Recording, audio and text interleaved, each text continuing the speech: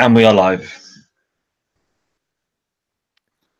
Welcome everyone to the Wrestling 20 Years Ago podcast. I am Rory McNamara, welcoming you to our 5th annual end of year award show. Volume 4 of everything we've had for you in December of 1998. Volume 1, WCW show, looking at Starrcade.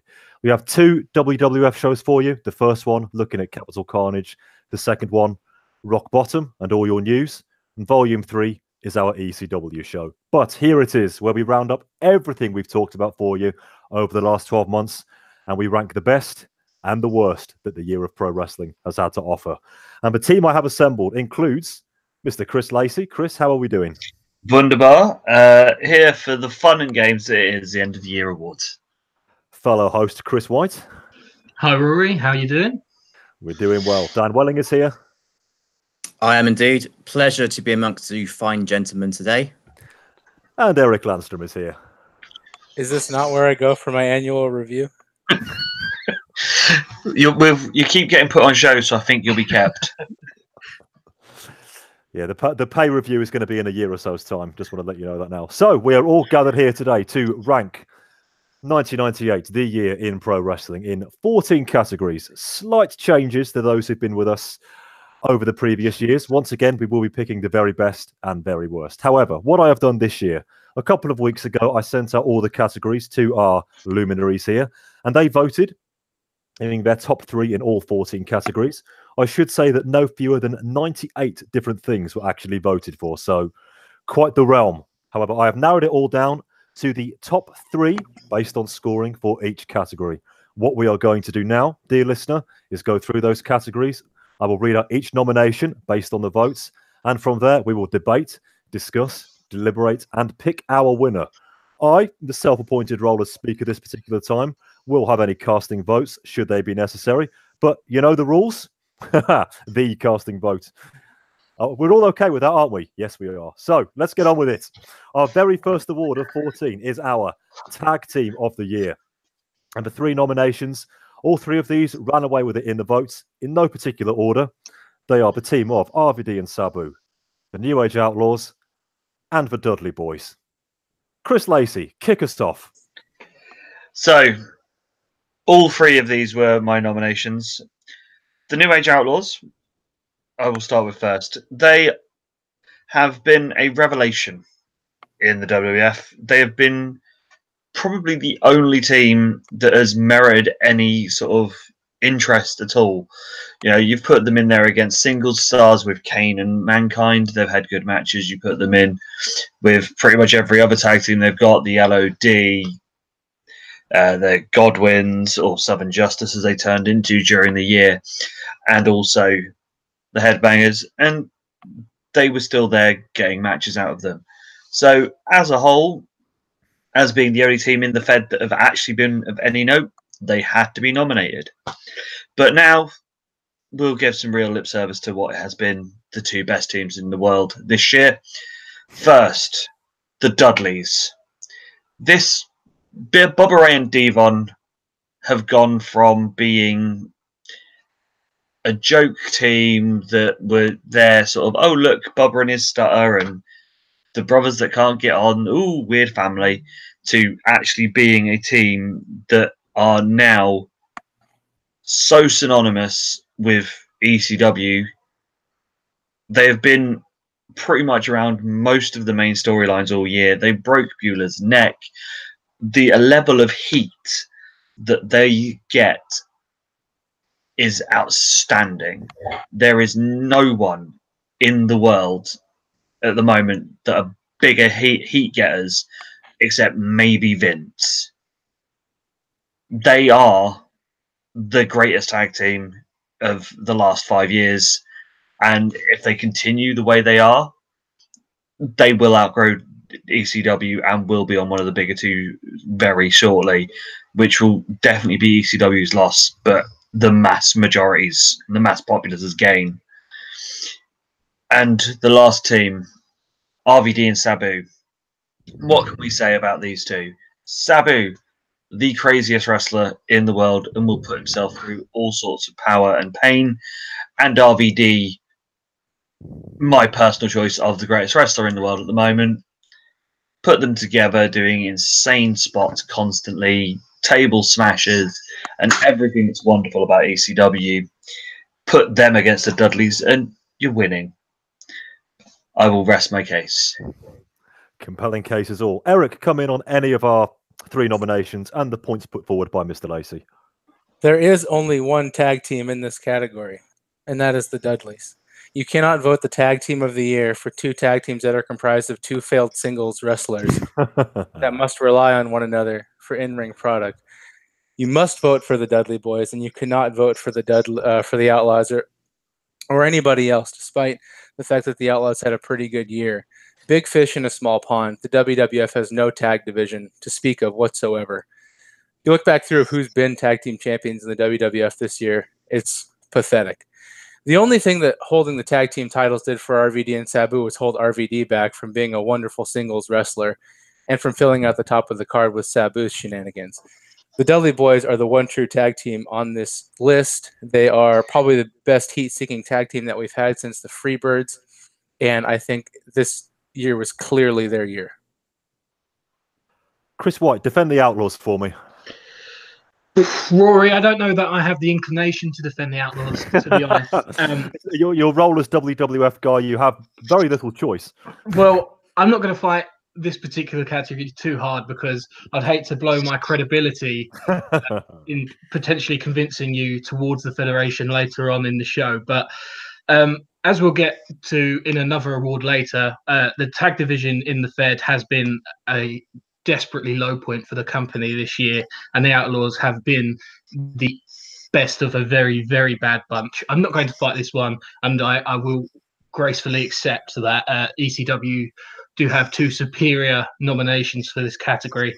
For me, I know we're not casting our votes just yet, but there is a clear winner, and I just say that I echo Eric.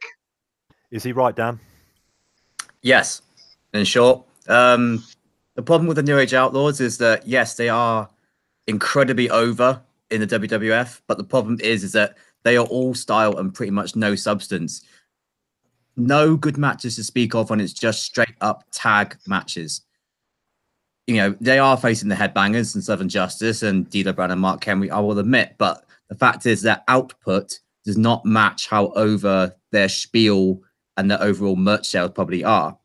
Contrast that with the ECW 2 tag teams that have been put forward. There's so much good stuff to be able to, you can actually sink your teeth into with these 2 teams. The problem with me, as Eric has said, is that RVD and Sabu never felt like a proper tag team. They were just there to put 2 guys together and have a really good matches. The Dudley Boys are head and shoulders the best tag team of 1998 and are in the conversation for best tag team of the decade based on the last 2 years they've had together. They are fantastic. Somebody's staking a claim for our show of the 90s in 12 months' time. And that's Head and Shoulders, shout out Too Cool as well. So. You're lucky we're not talking about that one later, Eric. Isn't there a case to be made, and anybody pick up on this one, that we're not asking the New Age Outlaws to do any more than what they are giving us?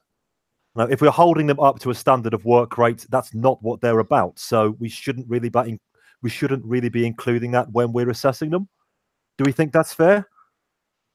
I mean, they made this list very easily. Let's not overlook that. It's because down to the lack of actual other options available, really. I mean, look, they are the epitome of what the WWF product is at the minute, which is style and subs and character over work rate. But ultimately, when you are judging all tag teams together, you have to factor in all the little factors, you know, work rate, characters, promos, matches, moments, everything like that. And yes, the New Age Outlaws are amazing characters. They've got charisma, particularly with Road Dogg, but ultimately the Dudley Boys in particular also have those things, but have the matches as well. And Rory, if you're going to give the Outlaws cachet for being in the Fed, simply because they're the best team in the top promotion, I would say that the Dudleys are one of the few ECW acts that I would take out of ECW and could say that they would be just as successful, if not more successful, in the WWF with some minor tweaks. And I think that means that the Dudleys are already head and shoulders above the Outlaws. It's those minor tweaks that worry me if we're here in a year's time and the Dudleys are elsewhere, but we'll see when we get there. Chris Lacey, one more thing before we vote on this one. Just talk to me a bit more about RVD and Sabu. It's been suggested that they are just a thrown-together tag team. Make another case for them. Can you see them being together in a year's time even? See, the thing with RVD and Sabu is it's a great use of them if they haven't got a storyline. Yes, they are a thrown-together tag team, but there is that lineage there that RVD was trained with the Sheik, obviously Sabu's grandfather. We know that there's, they train together. They have this on again, off again rivalry.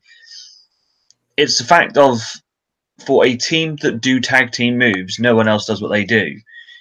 So for that alone, yes, they can go separate ways, and you can have 6 months when they're not a tag team, but then 6 months that they are, again, they are head and shoulders above everyone else in the Fed and WCW. So, they're clearly decent as a tag team. We'll talk about RVD a bit more later. You'll be pleased to hear, Chris. But isn't there a lot to be said that the RVD Sabu tag team these days is much more of a vehicle for Rob Van Dam than it is for Sabu? Sabu's there because he does the crazy stuff, and that's pretty much his role now. Yeah, but then if you say that's been Sabu's role for the past couple of years, true. He's the one that is there for the crazy stuff. I think putting him with RVD means that he doesn't have to do as much crazy stuff and injure himself as much on the same length of match. And one of the matches that didn't get in the match of the year category, but there's a tag team match with Hayabusa and Kabayashi that could have quite easily been a main event of a New Japan show and would have been eaten up and loved by everyone over that side of the pond. But it's that puts them higher, because they can have international style matches that transcend just American wrestling, whereas the Outlaws can't. The Dudleys can. The Dudleys are going to be, as I said, the Dudleys are massive, but they are definitely a high number 2 behind the obvious number 1. You've all given it away. The suspense. So, Eric, from these 3 options, who is your tag team of the year? Dudleys. Dan? Dudleys. Chris White? The Dudleys. Go on, Chris. Go on. Shock us, son. Go on. Them damn Dudleys. Yeah, well, there we are. It was always going to be the Dudleys, wasn't it? And entirely deservedly, let's be perfectly honest about this. I mean, I was saying that the Outlaws have done everything that's been asked of them. The Dudleys have been asked to do more, a lot more, and I think they've gone above and beyond, both on the mic and, it must be said, in the ring too. So, worthy winners. And that puts ECW 1 up, ladies and gentlemen. I'll explain that more as we go along. Speaking of formalities, now it's time for Feud of the Year. And I should say there were a lot of split votes here, so 5 suggestions made it through to the final nomination list. Ooh. 5, and they are Taz and Douglas, DX and The Nation, Undertaker and Kane, Kidman and Juventud Guerrera. What? And Austin and Vincent Kennedy McMahon. Did you hear that what there, Dan? You're gonna start off with Kidman and Hoovy now, and you're gonna tell Eric why you and indeed I voted for that one. It's cruiserweight wrestling, Eric. Get on board. Work rate, baby. Flippy stuff. That's why we're all here now in '98. Come on. The honest answer to why I put this few on the list is because these 2 guys have had match after match after match in WCW that gets better and better and better every time they go out in the ring.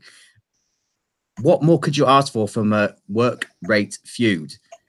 We look back 3 years ago and you saw Malenko versus Eddie Guerrero in ECW. And I'm not going to say that this is as good a matches of these guys, but it's very close in terms of just 2 guys who are just going out there and just want to beat these 2, beat themselves into a pulp to win this belt. And it felt important. And honestly, it was one of the main reasons I was tuning into Nitro in the last latter third of the year because I knew that these two guys were going to come out and put on a really great match. And honestly, when you've got two workers like that, it delivered every single time. And unlike other cruiserweight feuds this year, i.e. Chris Jericho and Dean Malenko, it delivered. A feud based entirely on wrestling, and one which is, as you say, has carried Nitro in many ways throughout the year. They didn't quite make best match despite my best efforts, and indeed yours as well, Dan. But I think it's right that they've got onto this final list, that it's been a feud based on these two guys wanting to win wrestling matches against each other. I don't think that's the sort of thing we talk about too often these days. So they're not going to win, spoiler alert, but I'm glad we've got the chance to talk about them. Eric, you put Taz Douglas on here. I did, and mostly because you asked for 3 nominations. Well said. It snuck in. This was a very split vote, so 2 points was enough to get it on the list. Yeah, and I do think it deserves, if we're going to mention Kidman, Juventud Guerrera for being... So when I hear work rate feud, I hear I'd like a gin and tonic with no gin and no lime. But this feud, yes. but in fairness, this feud between Taz and Douglas was... And even though they had a quote-unquote match, that was a 6-man at the worst show of the year, in my opinion, they managed to carry on this television feud without really having any physicality between them. So this was a purely storyline feud with no work rate at all. And I think what you really saw was Shane Douglas given the opportunity to kind of stretch his wings a little bit. No pun intended, of course, because he was fighting an elbow injury, but did commentary. His promos, I think, were improved to a certain degree because he couldn't just rely on the same old shtick. And then Taz, I think 98 was really a year where we saw Taz flourish into that top of the card ECW role. And so to the extent that ECW was able to carry off, warts and all, and there were plenty of them, this feud without the two guys being able to really touch whatsoever in any meaningful way, I think it at least deserves a mention because it did dominate the top of the card in ECW, whether we like it or not, for probably the better part of 9 months. But Eric, don't we need the match like yesterday? We needed it at Heatwave, and then we needed it at November to Remember, and now we desperately need it in January, and I don't know how good that's looking either. So, there was another nomination involving this feud that I put very negatively down the list, and if we don't get to it, we don't get to it. But like I said, warts and all, and there were plenty of them. But if we're going to award, using the same logic, if we're going to award Kidman and Guerrero with a mention for having a great work rate feud, then I think these two deserve an award for having a great microphone feud. Chris Lacey, DX versus The Nation. This one passed me by, I must say. Well, it was more... Most of the year, it was more Hunter versus Rock. But obviously, you did have the run-ins where you had the moments that, looking back at it, was a bit wrong, but was sort of funny at the time, when they blacked up and did the whole comedy shtick. We've had some really good sort of gang battles with X-Pac and the Outlaws against D'Lo, Godfather, and Mark Henry. That ladder match that seems to be the combination of where it's all sort of finished, where you had Rock and Hunter. It's been one of those that for the whole of the year has sort of kept going and has brought interesting matches. And if you think we're at the point where we are now, we've got Mark Henry trying to hit on China and going out for a date, which is still a sort of a culmination of everything that's gone for the whole year beforehand. So when you've had DX after Mania and them rebranding and being a new team, them having the adversaries of the nation was the perfect step for them and has carried it through the year. So we say that Mark Henry and China are Romeo and Juliet of WWF in 1998. Yes. Wow. So, which family are the Montagues and which are the Capulets? I have no idea. Let's not answer that one. I mean, Eric's our resident Shakespeare expert. Maybe he could chip in on that. It wasn't me this month. I'm leaving it alone. I didn't think it would be. Speaking of work rate feuds, Undertaker Kane got in here too. And I should say, holding my hands up, I voted for this one. Most definitely not for in-ring, as we will talk about later on. But the fact that they've managed to keep this one going, this was in the running, I think it got at least a high nomination last year. And the fact that it got at least 10 months out of storyline. Forget the matches, please forget the matches. Go all the way back to the start of the year when it looked like Undertaker and Kane were going to be teaming up. Then Kane turns on him, and how at the Royal Rumble sets his casket on fire. They have that match at Mania where Undertaker just beats him after 3 tombstone pile drivers. And you have Kane choke slamming into his mother's grave and into his mother's coffin. You have the Inferno match. You have all going through the summer of whether or not they're in cahoots, and you bring it all the way around, do a complete 360, as Gorilla would say, with Undertaker is now a bona fide heel and Kane is now some sort of quasi face. Very much deserved a mention here, but again, WWF, nothing to do with the wrestling ability. It's I think the two Vinces behind the scenes, and it must be said, the people involved. Kane is a compelling character without having to say a word. And I think Glenn Jacobs has got the character absolutely down pat. It'll be interesting to see where he goes as a face. I'm not sure I want to see the feud necessarily continue with the roles flipped, but the fact they got at least 10 months of quality TV out of it is to the credit of all involved. Chris White, you can talk about Austin and Vince McMahon. This one just snuck in there by the skin of its teeth. Why not make a case for it, just to see if it's got an outside chance of possibly winning Feud of the Year? Well, Rory, I feel like I don't need to necessarily comment on any of the other nominations for this category. I feel like the case for Stone Cold Steve Austin versus Vince McMahon is strong enough on its own.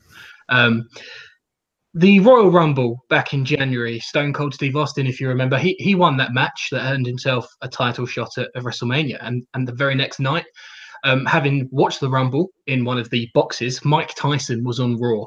And who would crash his presentation by Vince McMahon? Stone Cold Steve Austin. And that moment was the spark that set Raw and the WWF alight for the year. WrestleMania more than doubled the amount of buys it did this year on last year. And yes, Tyson was on the card. But the crux of the Tyson and Austin storyline was in the birth of the Vince McMahon and Stone Cold Steve Austin storyline. Roll it on. We've got the 13th of April edition of Monday Night Raw, which is the day that Raw beat Nitro in the ratings for the first time in nearly 2 years. The advertised main event of that show, Stone Cold Steve Austin versus Vince McMahon. As we sit in December 1998 now, we've gone the whole year of Austin and Vince being at the heart of everything that's good that the WWF has done. All the best shows, all the best matches, all the best segments, all the best promos in some way in the Fed relate to this feud and the rivalry that they two have. They've carried the company and turned the fortunes of the company around. I could talk for hours about this feud, but I will throw it back to you now in case someone else would like to wax lyrical about it.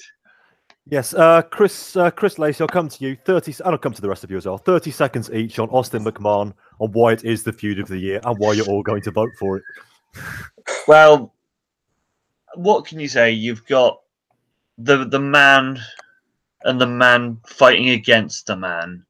Vince being, that guy that is the man. He's your boss. He's the person that you hate because you have to work for him, and he puts everything in your way for you getting there to just want a beer and getting paid. And Austin is every man fighting his way against it, and it's a true story of everything that stands good and proper in this world. Dan? I think Chris White has said it perfectly. Every single amazingly excellent thing that WWF have put on TV this year pretty much has involved one of these two involved somehow in a feud. Austin's segments, Vince's promos, Austin's matches, the machinations of Vince, all the motivations of the characters. They're just intertwined and they're superbly executed and superbly booked. It has to be said, it's very easy to criticize booking here, but the booking of this feud to make it fresh and constantly moving at a pace that makes people want to tune in every single week to watch Monday Night Raw is amazing. It's just stunningly good. Eric, bring it home. Raw has gone from, relatively skippable or at least passable show to can't miss television. And there are only two guys responsible for that on screen. I don't even need to put this one to a vote, do I, gents? Nope. Yeah, I shall put the asterisk against Austin versus Vince McMahon for feud of the year. Very simply on this one, Vince McMahon's own speech to camera 12 months ago, Cure for the Common Show, good guys versus bad guys. And what has he done? How has he turned his own company's fortunes around by the ultimate good guy versus bad guy feud, in which everybody has played their part to absolute, infinite perfection. And I am not remotely tired of these two going at it against each other in any way, shape, or form. There's a lot of talk that it could be a WrestleMania match between them. And you know what? I would not balk at that in the slightest. Wonderful, wonderful stuff, which everybody watching the program on Monday nights can and does relate to. Perfection.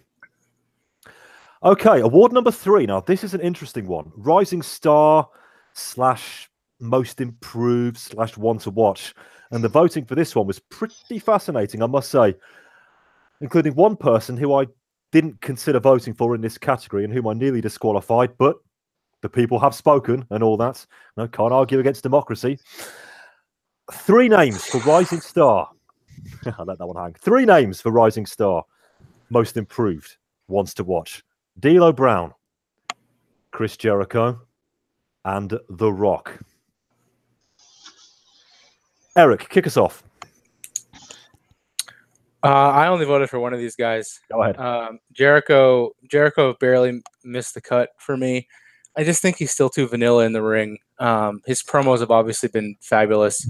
He carried a feud with Goldberg that Goldberg didn't even realize he was in. And I think we can all agree D'Lo Brown is a really shining star of the WWF undercard. But, even still, I think 99 is more of the year for D'Lo. If I could look ahead a little bit and project where I think this guy might be going, because D'Lo reminds me a little bit of RVD in like 96, 97, where you watch his matches and you think, oh, he's got all the tools, but he hasn't really had a chance to put it together. But if you cast ahead just a couple of years now, RVD 97, 98, a lot better. D'Lo, you watch his match with Val at SummerSlam, for example, which is probably the biggest high-profile match he had this year. A lot of mistakes, a lot of sloppy spots. I really see 99 as the breakout year for this guy. I don't think he deserves to be on the list this year. I think The Rock is the guy that I voted for here. And I just look at it and you think, and a guy that missed the cut is Booker T. And I think, he's kind of flown under the radar a little bit. But if you look at the two companies, WCW and WWF, there's 2 guys that kind of started out the year in one place and have ended the year in a much more highly elevated place. Booker T didn't quite have the ascent as The Rock did, but you can really see looking ahead, Booker T is going to be a big star unless, he gets swallowed up by the WCW politics. But The Rock started the year as an undercard guy, started the year not really over, and by the end of the year, he's the heel champion, main foil to Steve Austin. I don't think there's any way you can look at the year 98 from January to December and not see The Rock as the breakout star this year. And Booker T probably would have been my second choice if given the chance to rethink things. So do you think The Rock star, don't forget he is currently the WWF champion. Right. Do you think his star is still rising then?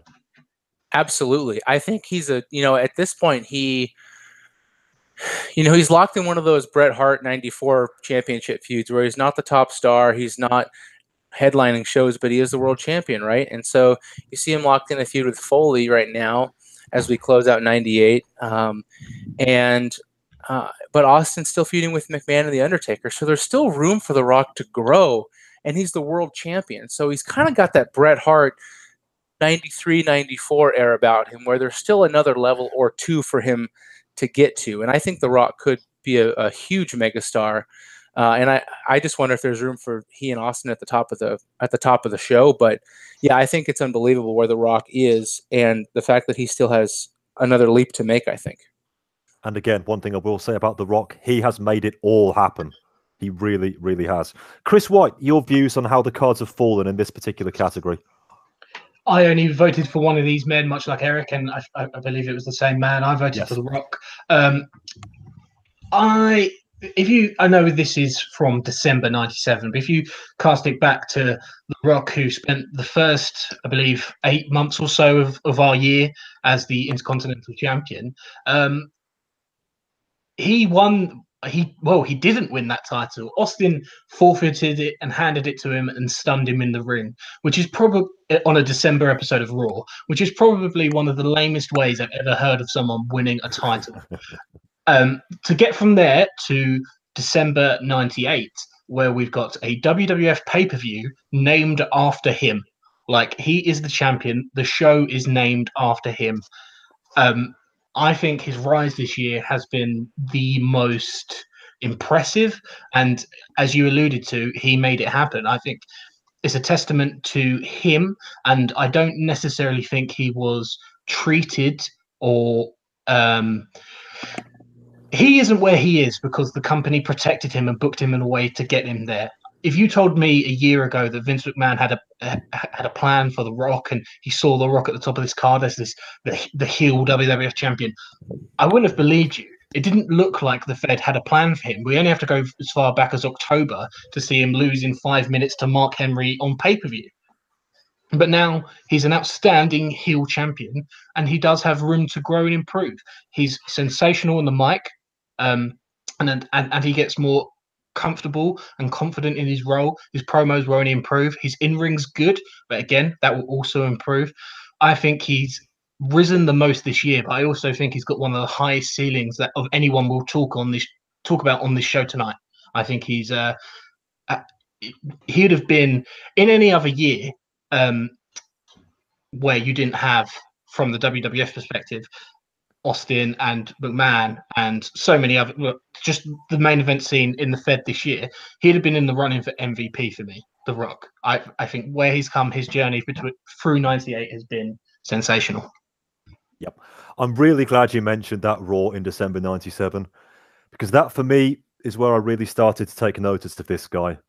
You've got Vince and Austin in the ring talking about where the IC title is going to go. Austin's future even as a character. The Rock just leans over, grabs the mic and says, "Vince, The Rock thinks you should fire him." And what a tear he has been on the 12 months from that particular moment. Dan, come in on this one, please. Did you vote for anybody else in this list? I think you did.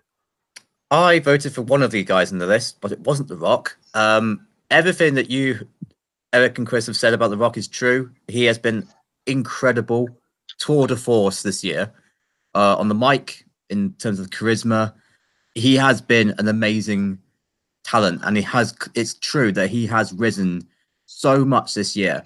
I do think it's a little unfair that this category is rising star, newcomer, best, all these, words to basically say someone that is improving. And I think it's a little bit unfair to put someone like The Rock in this discussion because he is the WWF champion at the minute.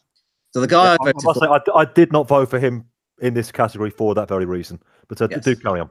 Yeah. The guy I voted for was for Chris Jericho, because if you look at someone who you compare him to where he was in December 1997, a really bland, vanilla babyface cruiserweight in WCW, lost amongst better workers and better characters. And you now look at him where he is in December 1998. Yes, he's kind of being lost in the politics as always by most decent wrestlers in WCW, but he is a charisma machine. He can play. He's one of the best heels in the business. He's a brilliant wrestler.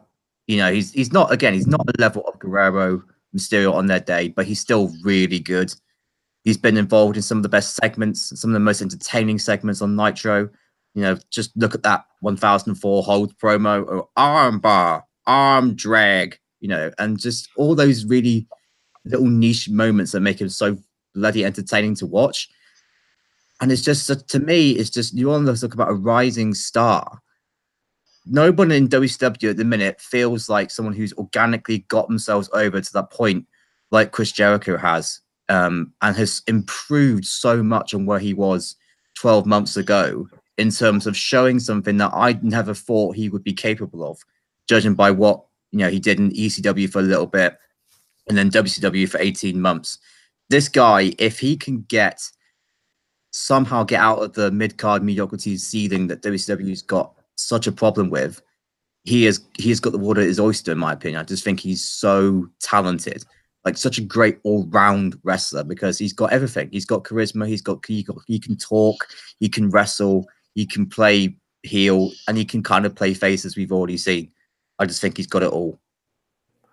Hold 672, the Super Blizzard. That's my favourite of all of those holds. The moss-covered three-handled family Gradunza is just behind. Why Jericho and I voted for him in this list, we've talked about his microphone skills. He is the sort of person who you can put in a feud with anybody. And he is still a heel who ultimately you want to see get his ass beat. So he is somebody who can take clean losses at the end of feuds, and it isn't going to hurt him. He can talk his way right back into contention with anybody the next day. You can forget all about it. He can make anything happen. I mean, this feud with Goldberg never really got going, but he sold it so on the microphone, I genuinely believed it was happening.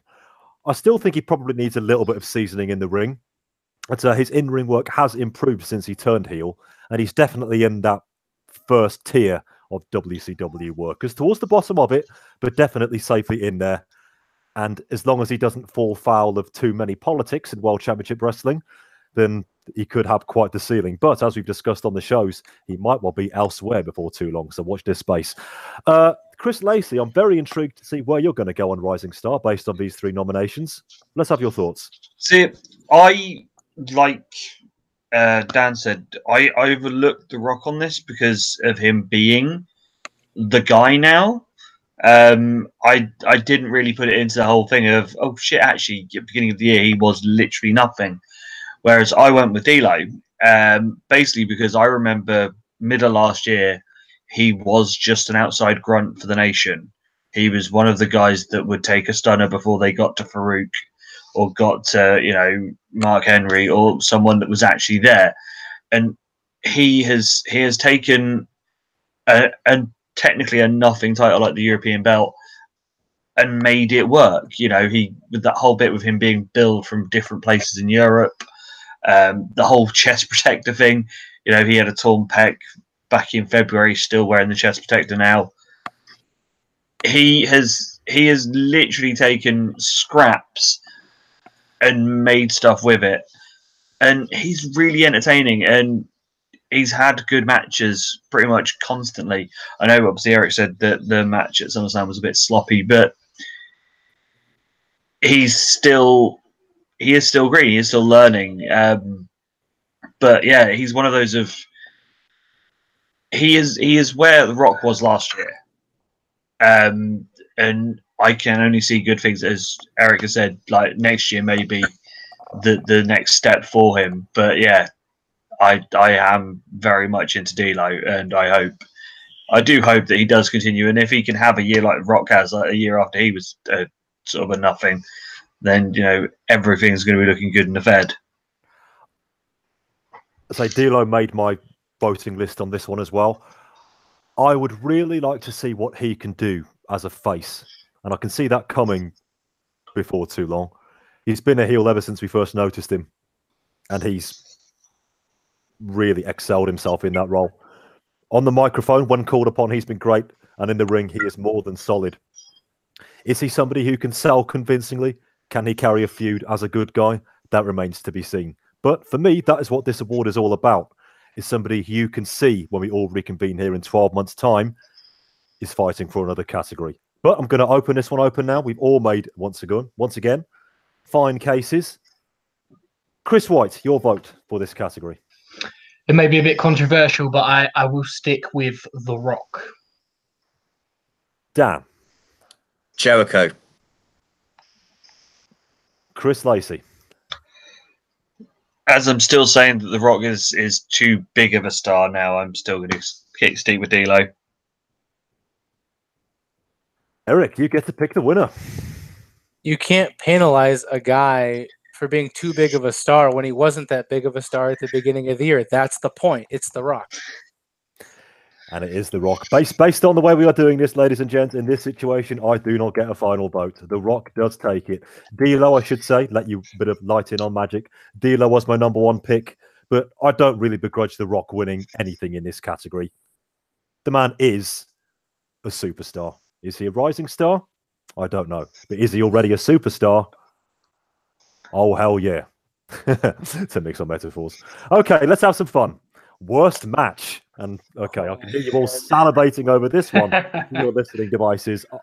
Tons of votes for tons of contenders here, but we did just get it down to a final 3. And they were, in chronological order, Hollywood Hogan versus the Warrior from Halloween Havoc. In fact, no, I even missed that chronological order. 2 weeks before that, we had Undertaker and Kane from Judgment Day. Then we had Hogan Warrior from Halloween Havoc. And then we had, from November to Remember, Tommy Dreamer and Jake Roberts teaming up against Just Incredible. And, oh yes, Dave Meltzer's favourite from 1984, Jack Victory. Oh, the fun we can have with this. Lacey, get your feet wet. Muddy, covered, filthy, effluent. Do it. See, I will start with my least worst of these 3, which was Taker and Kane, which had Austin as ref. The reason I put this in this list was because somehow they made a match for Taker and Kane to be the next champion, the world heavyweight champion, about Vince and Austin, and basically shit on the belt. And Kane and Taker were just going through the motions. It was like the most paint by numbers thing, and it was boring. We then had Warrior and Hogan. Again, this isn't 1990 anymore. 10 minutes of fucking around and posing and literally doing fuck all with a little couple of punches and some running spots was shit. The ref bump was shit. The fucking interference by the NWO was shit. The fireball spot was shit. And also Hogan can get his jollies back and go, I got one back on the Warrior. And because of that fucking match, I didn't get to see DDP and Goldberg because my Sky feed cut out because they overwent the pay-per-view. You are shit. But let's go for what really is the worst. Jack Victory and Just Incredible with the full entourage going against Tommy Dreamer, who for the month previous to this, we knew it was going to be a pick your partner, dream partners match, and there was loads of breadcrumbs dropped of New Jack or Terry Funk. But no, we get a whiskey-soaked smackhead who couldn't even be asked to turn up in time for the show, wanders out in his street clothes, which was a rugby top, who has no fucking reason to be anywhere near a wrestling ring. And then go for 20 minutes of absolute shit. This isn't helped by the fact that Jack Victory does blow his knee out in the opening couple of minutes. I can forgive Jack Victory for that. He did land there. He took Tommy's plancha and he buckled his knee. It's okay. We've got the entourage, so Jason got involved. It's fine. This match is everything that's wrong with wrestling, and I feel sorry for Dan, Chris, and Rory because you've had to now watch it to know how bad it was. And obviously, Eric, you've had my plentiful of apologies for making you sit through this on what was a terrible, terrible show. It's the worst. I'll tell you what, maybe it's not so cut and dried. Yes, Dan, we had a chat off air about this match, and you said to us quite simply, it sucked. Can you elaborate on that? Do you need to? Oh, it's so boring. So the ghost of Jake Roberts comes in to warn us to, don't watch this match. And we didn't listen to him because it's. I don't think he just walks around the ring a little bit, poses for the crowd to ask to do the DDT, and he does the DDT, and I think that's all he did in that entire match. And yeah, it's just dull. It's like this is ECW. And I'm bored to tears watching an ECW match. Just something is wrong with that sentence. It was awful. But there's a huge but here. It doesn't even come close to how bad Hogan v Warrior was. I don't think, Rory, I listened to your amazing review of that match 2 months ago, and I still don't think you used enough bad words to describe this match. It is atrocious, an absolute crime on the industry that this match took place and went on for as long as it did. Chris, Lacey, I know that you have an ethos that bad is worse than boring, and I will generally go along with that, but in isolation, Hulk Hogan setting his face on fire is hilarious. Exactly.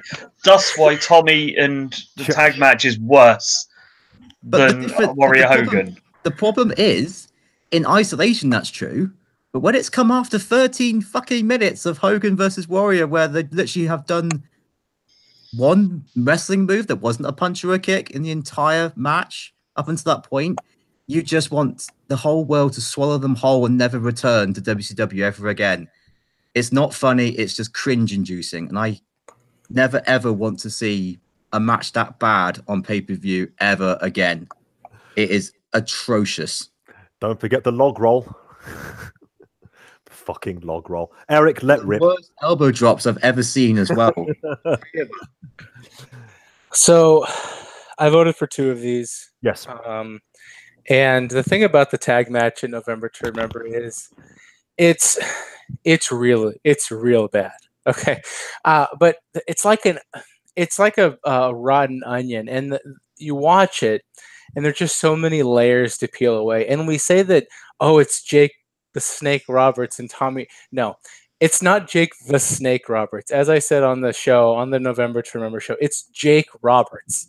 It's a guy in a rugby shirt and Spalding sweatpants and tennis shoes out there to collect the paycheck, stand on the apron. And then you watch it and your eyes start to bleed because there are so many little subtle things to pick up on, and they're all equally terrible. And then the thing about this match that makes it especially terrible in the context of the entire terrible show is Terry Funk's involved too, and you need to watch November to Remember in order to understand why Terry Funk is relevant or irrelevant to this entire thing. But Terry Funk's involved too, and what's great about ECW is you have Terry Funk and you have Jake Roberts, and they're standing 4 feet from one another, and Jake Roberts just walks away. And neither of them are promoted to show up on the show. There's no interaction between them. You have 2 of the biggest stars of the 70s and 80s and even into early 90s with Jake's K. And they just don't interact. They don't have anything. And so ECW not only puts on this terrible match between 3 awful wrestlers and Tommy Dreamer, who's good enough, and Just Incredible, who's fine, but everybody else involved with that match, and there were a lot of them, were terrible. But that match just encapsulates why November to Remember was a terrible show. But the one thing that they didn't have working against them was that we all hadn't seen them come out and have a great match not that many years ago.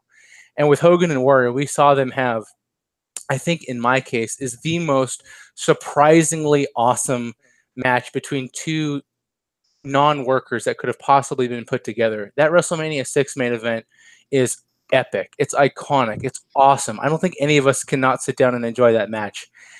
And they tried to do it again, and it was the opposite. And I think just based on that alone, this has to be a worse match, because we've seen those guys do something so good and they come out and do something so terrible. So not only have they had a bad match, but they've undone all the goodwill from that excellent match they had not that long ago. No, I totally agree with everything you say about the WrestleMania 6 match, but I think one of my many problems with Hogan Warrior this time around is that they weren't trying to do an epic match. It didn't feel important from bell to bell.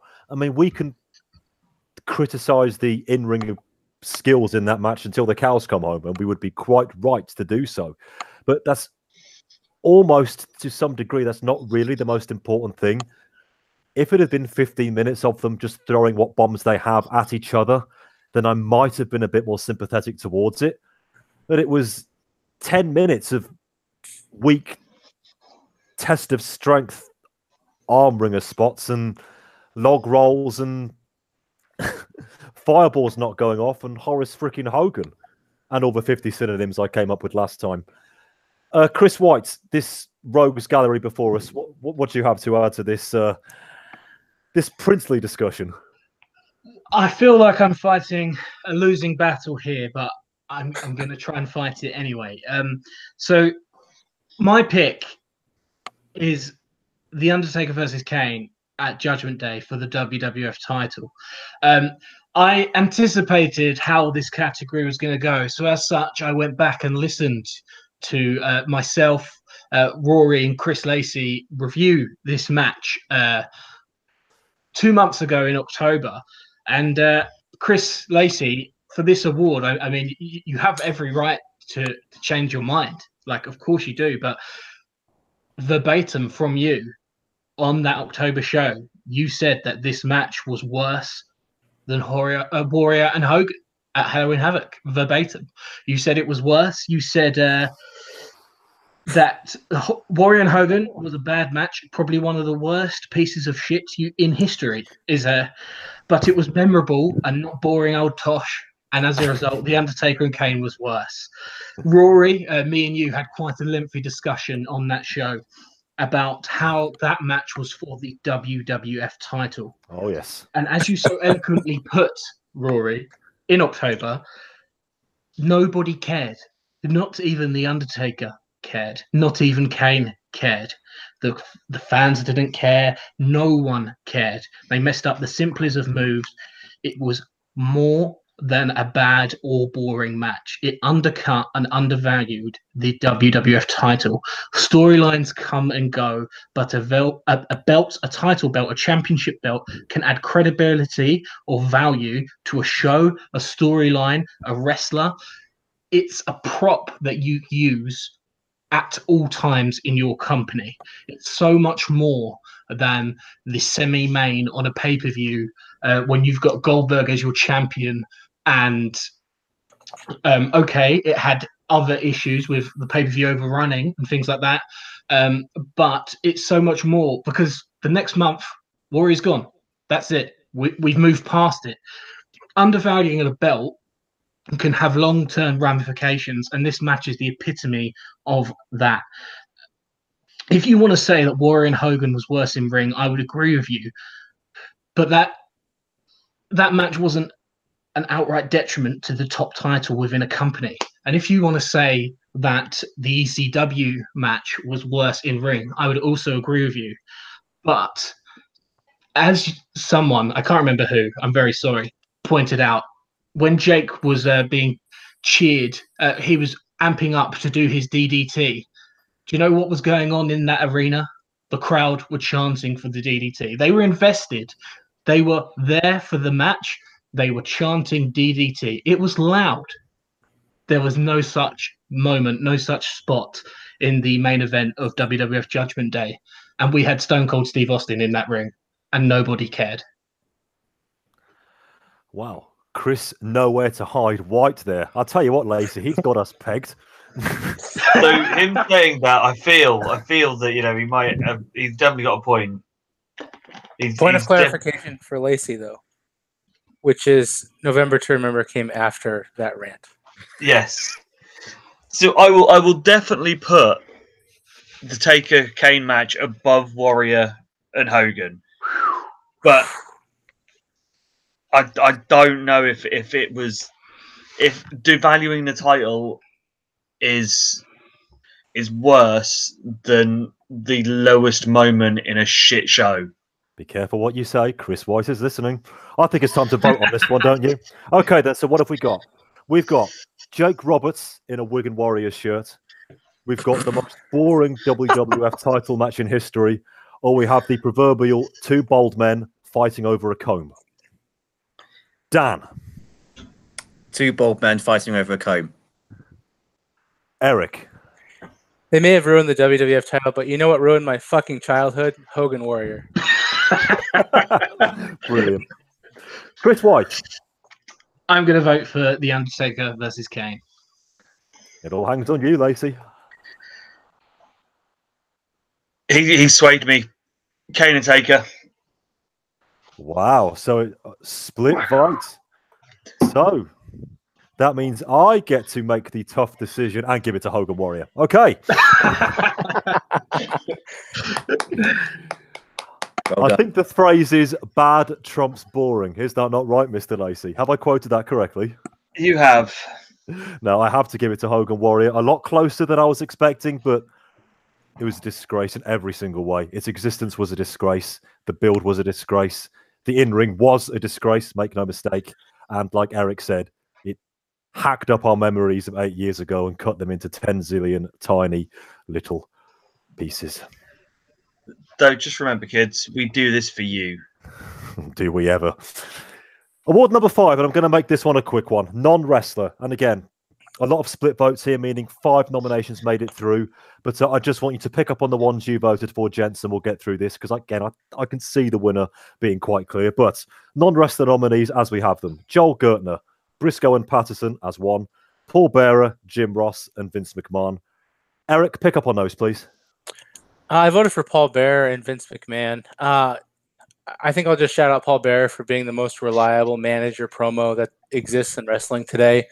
And he single-handedly has resurrected this Undertaker-Kane feud and made it palpably interesting when it seems that there's no more juice to be sucked out of this turnip. So I think he, like last year, which is my, will go down in the archives as, my verbal tribute to Paul Bearer. And I think he should have won a lot of awards for 97. I just think he deserves to be mentioned in 98, but I don't think he's going to win here. I didn't vote for Paul Bearer, I must say, but one of my personal favourite little moments of the year was him putting on Vader's mask and walking around with that one a few months ago. There are so many gems with him. He's like Bobby Heenan. If you're watching or listening closely, they're there. Agreed. Chris White, what do we got from this category? So for me, I put forward one name because I found it too difficult to make a case for someone else within that company when this man was there. Is Vince McMahon. He is the non-wrestler of the year. And that's just him as an on-screen character. I mean, as a promoter this year, you'd give it to him as well. Like the way he's turned the Fed's fortunes around. The stat I threw out earlier, more than double the amount of pay-per-view buys for WrestleMania. Got Mike Tyson in. The Stone Cold Steve Austin Vince McMahon feud has carried this company, and he might even be a more important part of that feud than Stone Cold Steve Austin is. And I can't believe I'm saying that, but you can make a case for it. You can probably make a better case for it than I tried to make for the Undertaker versus Kane at Judgment Day. Ultimately, he's a sensational promo. He is the perfect heel foil, and with him in his role, it creates so many opportunities elsewhere in the card because now we have the corporation and you see sort of what The Rock is able to do in this position. And that is because of the effectiveness of Vince McMahon's character, the storyline with Shane, and the whole Survivor Series card is just like the epitome of like the conniving Vince McMahon character. And it's the perfectly booked show, and the narrative weaves in and out throughout the night. And in the end, Vince McMahon has pulled the wool over our eyes, and he's got one over us, and he's got one over on Stone Cold Steve Austin. And it's just the perfect show. And it comes down to the Vince McMahon character, the effectiveness of his promos, the effectiveness of his segments, his facial expressions. For me, the clear outstanding candidate in this category. And we will come back to Vince very, very shortly. I put Briscoe and Patterson as one vote onto this list. We talk so often about how the best wrestling characters are themselves with the volume turned up to 11. And that is the case with these two. Backstage, they are the most obsequious suck-ups you could ever hope to never see. And on screen, they are the most obsequious suck-ups you could ever hope to see. They are perfect pratfalling villains. I will use that word, villains. They are the two guys in the hats with the Tommy guns trying to protect the Big Don and failing to do so every time. But you almost got to give them grudging credit for the fact they try and fail on each and every occasion. The fact that Vince McMahon has taken these two washed up, overweight wrestlers who, when you think about it, should mean nothing to the fan base in 1998, and he's made them two of the most over heels in the company. once again, testament to his off-screen skills and the fact that where these two have found their chops is beyond me. But again, long may it continue. How did Jim Ross get onto this list? Who put him on there? That was me. Go ahead. Is this a how on earth has he got on this list? No, not at all. Just please, Jim. I think he's worthy of mentioning. So go ahead. Honestly, he has come a lot closer than I thought actually of winning this award for me, just because I think he has been the best play-by-play commentator of the decade in this year alone. He has been fantastic with his memorable calls. You know, think of all the great moments of Austin, you know, crashing through stages with vehicles, a certain spot that we'll come to later on the show at King of the Ring, Tyson's appearances, all the DX calls. All of these I've just made so that much more iconic because Jim Ross is calling them. You know, if this was Eric Bischoff or Tony Schiavone or Vince McMahon calling these, they would be great, but you wouldn't remember them as vividly in your head as you do because Jim Ross is calling them. And that's just what makes a commentator so good is that he adds so much to the product you're watching. And even then, just so, into the nitty gritty side of things, he can tell stories so well. He can call the moves. He's quite, his southern drawl biting humor is actually quite good when he has to put down the king. I just think he's been absolutely incredible this year. It does help again that the top star of the company is one of his best mates, so he can just switch on that passion. But I just think he's been absolutely incredible this year and has been the soundtrack to the Vince McMahon Stone Cold feud. And it's just added that extra dimension to it because he's just so passionate. He's just so pro Stone Cold that it's impossible not to root for Austin even more because you've got this beloved guy, rooting for him all the time. And you want to know how important he is to the company? Go and listen to the commentary of Rock Bottom when he has unfortunate missing because of that Bell's palsy attack. And you notice how much of a drop there is between the number one announcer in the company and the number two announcer in the company with Michael Cole. With God as my witness, he's been broken in half. That call alone would put Jim Ross in every contention of winning this non-wrestler award. But as you say, he is the soundtrack. I completely agree with you, Dan. Just reliving in my head now all of the Austin McMahon stuff. It's JR calling it. They say it is a commentator's job to enhance the action. You would almost think that it doesn't need enhancing, but just try watching anything, especially some of the drac we get in ring without his calls. It really doesn't bear thinking about. Chris Lacey, you made Joel Gertner a contender here. He, obviously, we know who's winning this, so there's no point even trying to sort of make it about anyone else but him. But Gertner has come from nowhere. He's basically just some guy that, is a fat lad in a tux. But my God, can he get some fucking heat when he opens up for the Dudleys. In ECW, you would think that, it would take a lot to cross a line. And Gertner can do it so easily. Every week, every show that he's on, he comes up with a new opening bit. And they're always funny. They're always topical. They are just constantly there. And we had a few weeks where he was doing some commentary as well, and he showed that he had the chops to do that. He is definitely, the voice for ECW that I reckon if you were going to go with a two-man booth, him and Joey together would just be perfect. And I just feel that he needed some recognition. We know that it's going to Vince. It's not even worth going to the vote. But that recognition is what Joel needed. See, for many people, if they started the year by saying on the mic that they were, and I quote, harder than the tree that killed Sonny Bono, you think there would be nowhere else to go from there. But that was just the jumping off point for everything else he gave us in the remaining 11 months of the year. And yeah, I think he's terrific. I think the Dudleys need him. I think if he wasn't there, they would be almost too scary, a bit too intimidating. He makes them a slightly more believable act, in my opinion.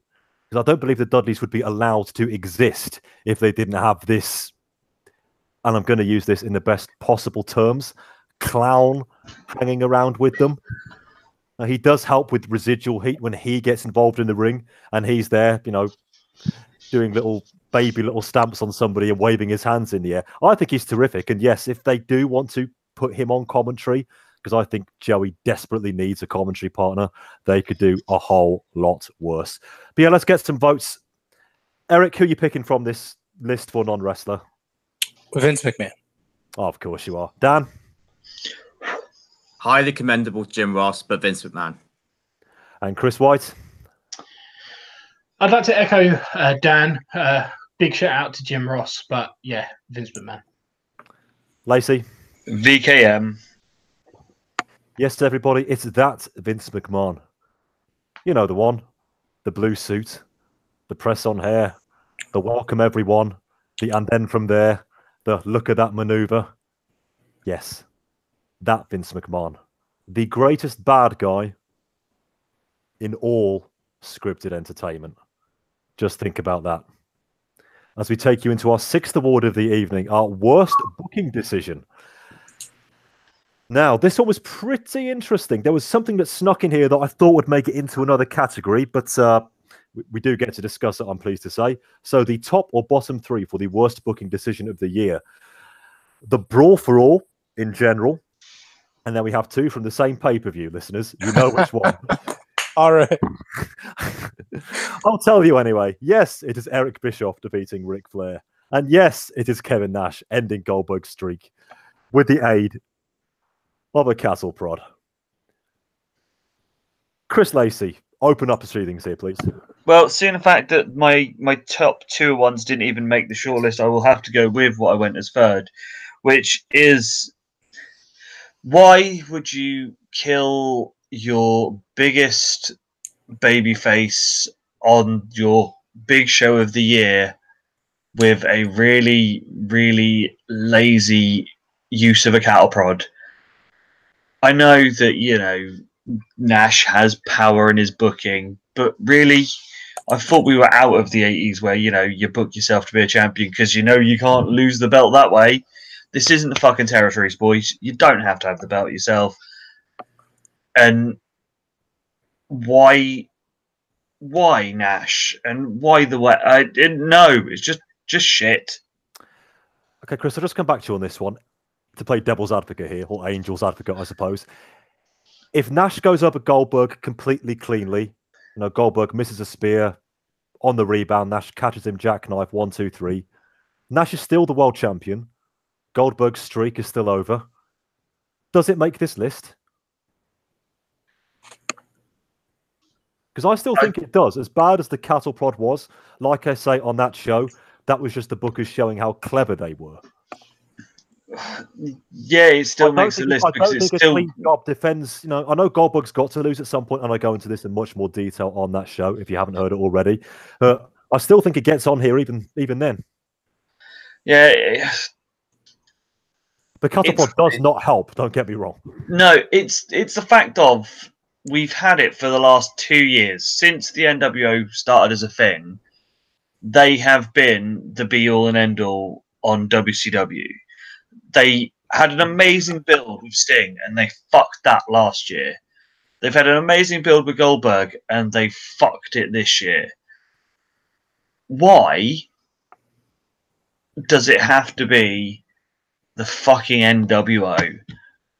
Why can't, you know, all right, let him lose, but DDP, fucking Sting, Lou, Brett, you know, you've got fucking Brett there that's wasting away. You've got Benoit. You've got people that you could build and make stuff with. It doesn't have to be the same old fuckers. The same old fuckers. As we move into a new millennium, it's all about the same old fuckers. Chris White, talk to me about the Brawl for All, if you dare. The Brawl for All was an absolutely atrocious idea simply because, well, there's so many reasons, but The thing that was most offensive to me as a WWF fan was it came off the back of a King of the Ring tournament where Ken Shamrock won, but like it meant absolutely nothing. Like there was no booking benefit to having a scripted professional wrestling tournament within a scripted professional wrestling company. So in the wake of that, they decided to have a shoot fighting tournament with a bunch of guys who don't know how to shoot fight. It had absolutely no promotional benefit for the company, and a lot of people got hurt, and it was bad TV. It was bad fighting. I don't want to go too much on about Brawl for All because I'm sure other people have other things to say about it. And also, I know when I'm beat, and I feel like Brawl for All probably won't win this category. So I'll leave it there. But yeah, Brawl for All was truly atrocious. Yes, I thought Brawl for All really should have been discussed in another category a bit later on, but at least we've had the chance to say how terrible it was. Eric, on our WCW show, you declined, understandably, to even discuss Bischoff beating Ric Flair. You are not going to be so lucky this time. Earlier in the show, we talked about McMahon and Austin potentially facing off at WrestleMania. Now imagine that happens, but McMahon goes over with the 1, 2, 3. Okay, that's unfathomable, right? Except it's what WCW did at its biggest show of the year between its Vince McMahon and a guy who's not of the level of Stone Cold Steve Austin anymore, but a guy that basically carried the name of the show, the Starrcade. We can't go around this bend and think of any other guy more synonymous with Starrcade than Ric Flair. Good luck. And he gets beat by his boss, whose body looks like a bag of soup. Like, come on. A bag of soup. Is that before or after the hot water's been added to it? And you have, yeah, right. And hot something, not water. And you have Kurt Hennig out there again, completely devalued by WCW because they can't use any of his relevant intellectual property to cost Ric Flair this match. So we're rehashing the finish of last year's War Games at 18 months or 13 months later, however long it is. And you have Ric Flair agreeing to do this job. It's just worst booking decision, I think, transcends what you see on the screen. And even though they tried to undo it the night before or the night after on Nitro, you still have on record Eric Bischoff, untrained wrestler, going over Ric Flair at Starrcade. I don't see how it can be worse than that. By pinfall, no less, everybody. By pinfall. By pinfall. In the middle of the ring. By pinfall. Dan, with everything we discussed, show no mercy. I can't summarize Flair and Bischoff better than that with Eric. I didn't even think about the Vince McMahon and Austin comparison, but that is so true, and that makes it even worse. It's weird because I originally put Nash ending the streak as my number 1, but I'm thinking about it now, and I'm probably going to bump it down to number 3, just because, you know, as much as we want to hate on him, Nash is still a ridiculously over face WCW. So, you know, I can understand it. I think it's the wrong decision, obviously, but at least I can understand it. And the thing that is making me think about it a little bit more is that these two decisions that we've discussed are horrible. They are absolutely atrocious, that never should have been done at all, and make us angry to be wrestling fans. But at least it only happened on one night. The Brawl for went on for 2 bloody months. And it was just utter dross every single bloody time. It makes you want to tune out and watch the other program as soon as this started. And it's not something that they could relegate into Sunday Night Heat or some Shotgun Saturday Night. They had to put it on Raw. And it just makes you wonder, like, you know, yes, it is atrocious that Eric Bischoff went over Ric Flair, but again, they could make up for it really quickly when they realized they made a mistake. Brawl for All went on and they was locked into it. And as Chris White has said, a lot of people got hurt. They didn't know how to shoot fight. There's no grand plan. They didn't make anyone better for it. Bart Gunn, you know, I said in August that Bart Gunn's won the thing. They'll make him at least somewhat of a star. I don't think he was on TV at all after he won it. It's just atrocious. Atrocious, long, protracted, boring TV that was done because of one stupid decision made by Bradshaw, by all accounts. Good, well done for you, sir. And I think I am going to actually vote for Brawl 4 because I like my boxing, I like my mixed martial arts, and I don't watch wrestling to see people in shoot sport have tough man contests, because if I wanted to see that, I would watch actual sport. And this was so long and it was so boring, and it's just something I want to forget about really quickly. Perfectly put. The only thing I'll add to that on the Brawl for All, Vince McMahon, the ultimate control freak, and this year I mean that in a good way, dedicated 2 months of his own programming to something he had zero control over. He was leaving it purely to the people in the ring. Let alone the 3 people getting injured and 4 people getting through to the quarterfinals when they were knocked out of the first round and it not even being discussed on pay-per-view. This was TV time being given up for something where Vince McMahon just had to let it happen and see where the cards fell. He isn't a sport promoter for a reason. Vince McMahon tried to promote boxing a few years ago. It did not work. He tried to promote bodybuilding a few years ago. That did not work either, just yet. I'm still not sure it deserves being in worst booking decision category, but we've had a chance to tear it to shreds just one more time, because I think we can safely say it won't be coming back next year, and it is fully deserved. So, Dan, you are voting for Brawl for All in this category, yeah? Correct. Okay. Chris White, where are we going? This is really tough. I think I've been swayed by Eric, and I will have to go against the WWF here and go for Eric Bischoff and Ric Flair. Let's have some confirmation, Eric. Here's why it's not Brawl for All, because it involved a bunch of mid-card and low-card nobodies. This was Ric Flair at Starrcade losing to Eric Bischoff. There is only one choice here. You heard the man, Lacey. So I'm going to give it to Brawl for All. Yes. Because? Because I know that you're not going to go with Nash, which was obviously my choice. And actually, after hearing him speak about it, Brawl for All really was a fucking awful idea. So it's come to me then, has it? Okay, once again, both absolutely terrible. Amazing to think that Nash winning with a cattle prod has got no votes at all in the final one, when actually won. I should say that was streets ahead in the voting, but it hasn't made it into the final cut. And yes, I'm just stalling here because I'm trying to make my decision. Bart Gunn BSing with a D-list actor on the opening edition of Sunday Night Heat after winning the Brawl for All, for me, is not as egregious as a door-to-door meat salesman having a pinfall victory over Ric effing Flair. So the worst booking decision, Eric Bischoff defeating Ric Flair at Starrcade. That Pacific Blue girl is really hot, too. Pacific Blue. That's the one I was thinking of. No, that's important. Oh, if you said that, Pacific Blue. Okay. Maybe that's one for a watch along in the future. Okay, one more before we take a break, listeners, and you'll probably want to press pause after this one for a while too to regain your bearings. And that is our best segment of the year. Again, the voting went all over the shop on this one. And the 3 which made it through didn't really get particularly high scoring, but they're here and that's what it's all about. 2 of which feature Stone Cold Steve Austin.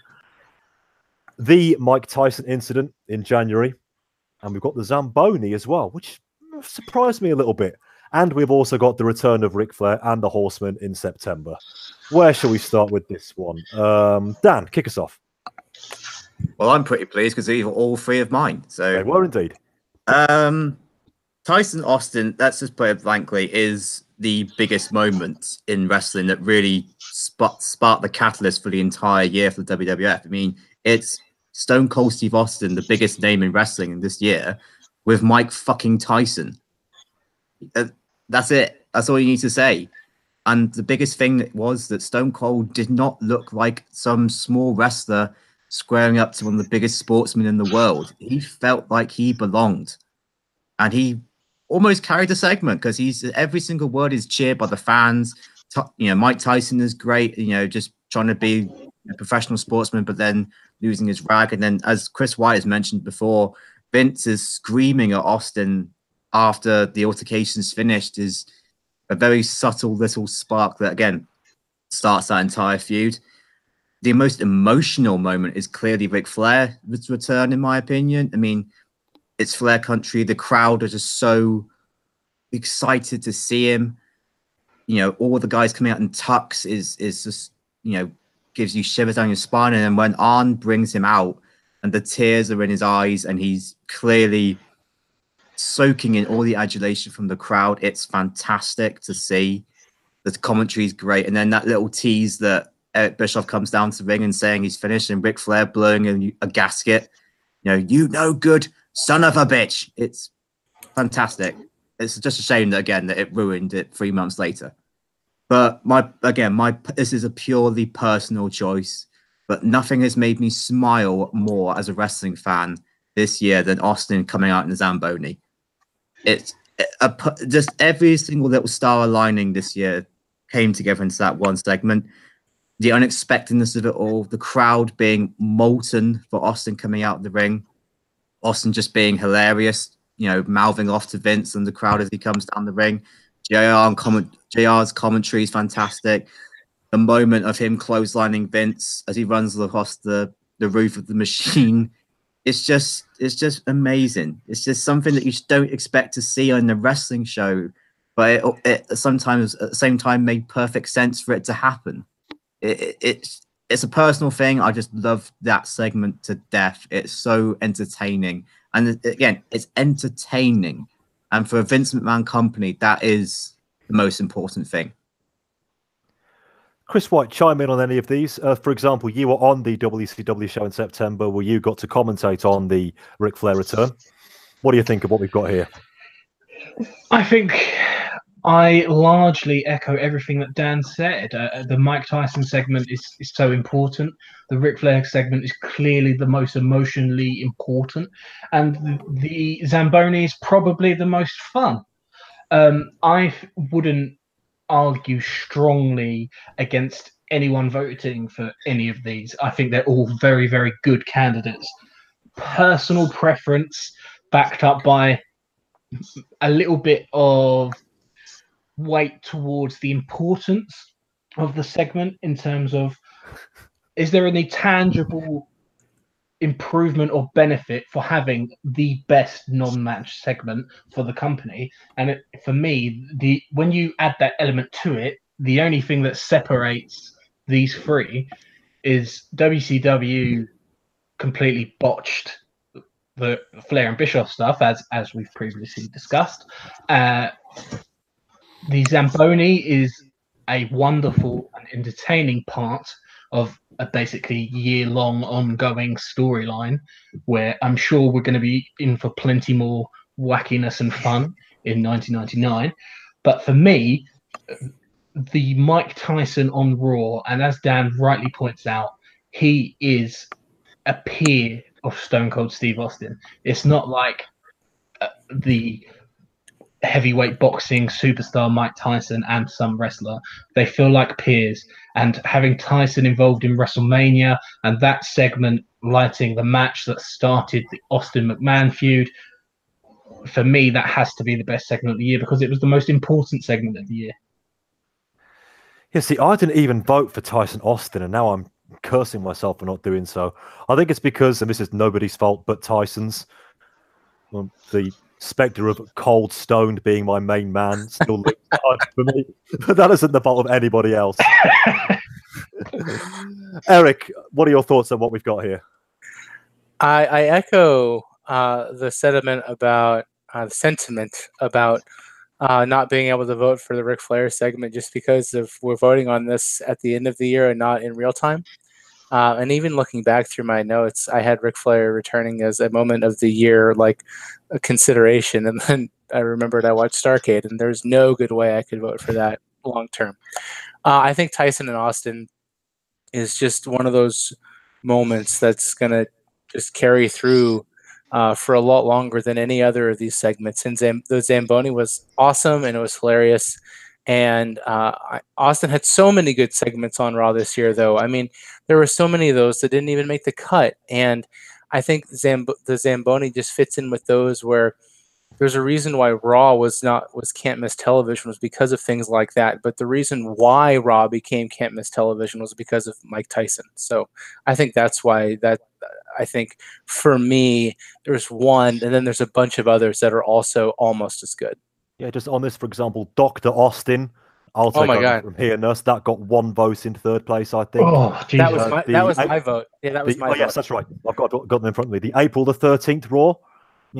Anything from there didn't make the cut at all. So you could pick anything Austin related. This category was so hard. I imagine if we could name 10 each probably, and like how many do we have between categories? 98. Like 98 in total. Yeah, you could cram so many into this category. So hard. There's going to be so many forgotten ones. Yeah, my second one was the Easy Way, Hard Way promo. I was the only person who even voted for that, and it didn't make the cut here. But Chris Lacey, before we sum this one up, we don't see many Zambonis at Villa Park and Carrow Road, but I kind of wish we would now. They would be much more interesting to see him sort of, mow the grass with that. Though I can't, understate how disappointed I am that Danny Doring's paternity results, finding out that Hoots' father didn't make the shortlist. Everybody, that was Chris Lacey's #1. After everything we've seen this year, that was his #1 segment of the year. We won't hold it against him. It's comedy gold, and it's all done within a minute. It's perfect ECW TV. Best segment of the year. Well, your format has just been justified with that 1 vote. Chris, you've been here longer than any of us have. You should know better. But yeah, so yeah, Austin and the Zamboni, just for me, it sums up the anarchy and the anything that can happen nature of Raw. You've got Austin sort of driving out, pulling a light trussel down. That could have caused the show to go off the air. But they don't care. They still go on it. They ram it into the ring. He attacks them. The crowd are losing their shit. There's a fucking blow up. Austin gets lobbed into the ring. It's just comedy gold and just amazing. And then you just get a perfect soundbite at the end of it, is when he's getting put in the police car and he just shouts, "I ain't through with you, Vince. I ain't through with you by a long shot." That sound clip is going to be put on so many things, and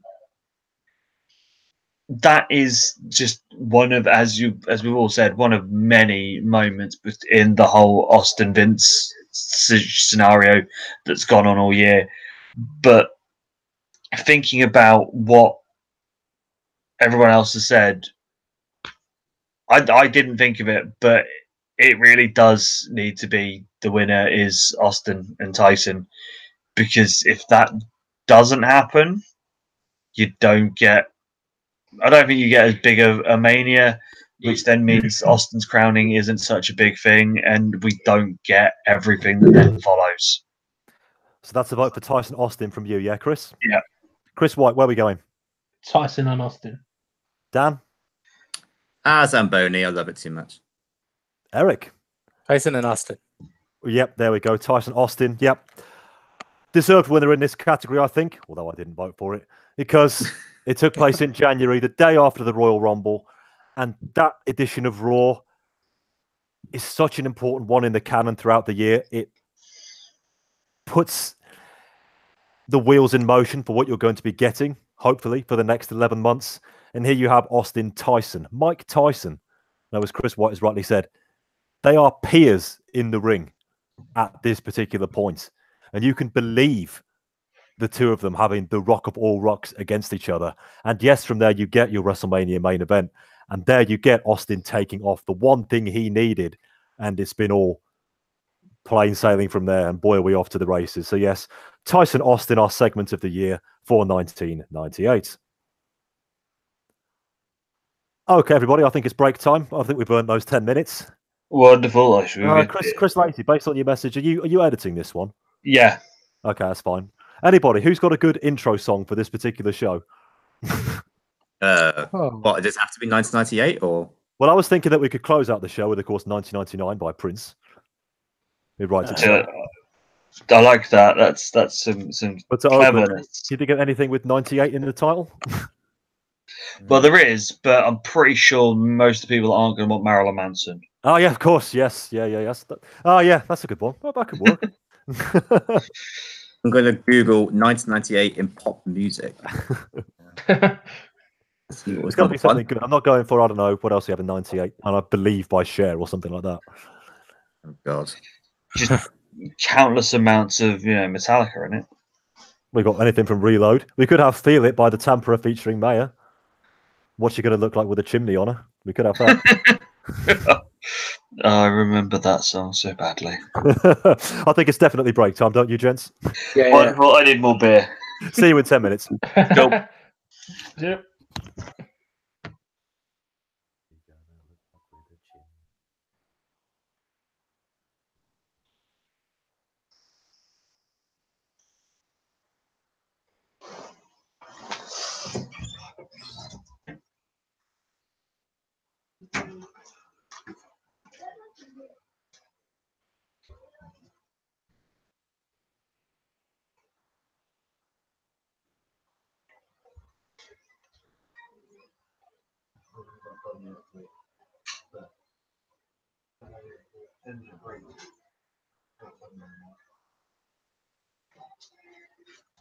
How long did it end up taking?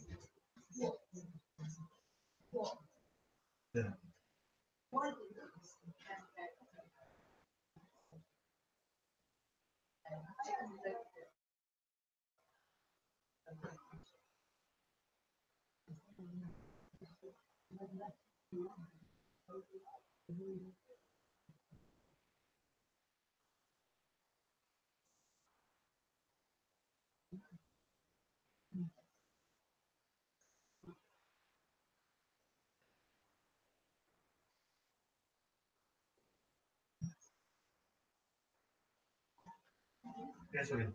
Am I allowed to come in Thursday? I'm just going to say that. Still recording. I didn't talk. I'll be it.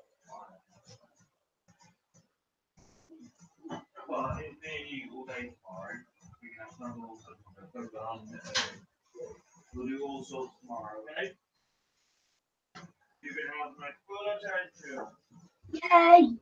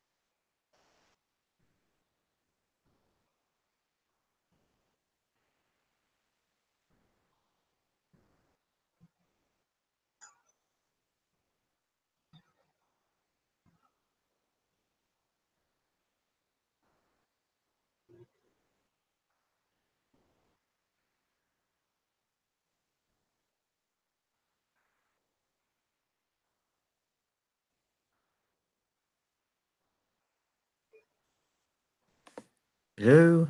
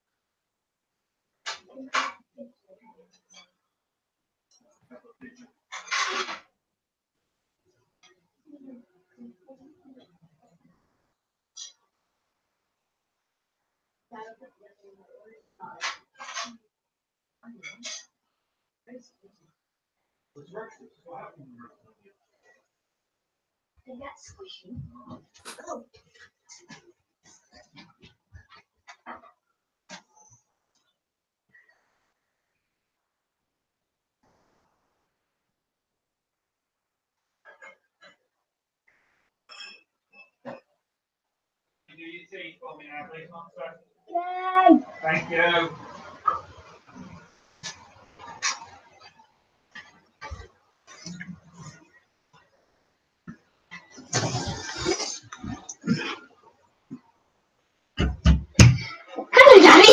William, go. You pain in my butt. Go on, night. Daddy's like, Because do you keep me snuggled after you've done your podcast? if you're still awake. Wait. Daddy? No. Yes. After the football, yeah. Then we could We can talk lots of things tomorrow. But we do a podcast of like songs. well, I need to do a podcast at some point tomorrow, but it's already picked for the stuff, so it can't be your songs. Put your belly away. Why? Go do your teeth and face and get ready for bed. I mean, if you never put them on Go do your teeth and face, get ready for bed.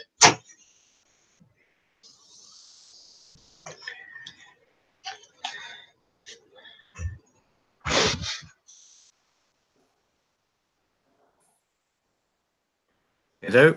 Hello. I think we've got our intro for the show sorted out. What? Me telling Will to go to bed.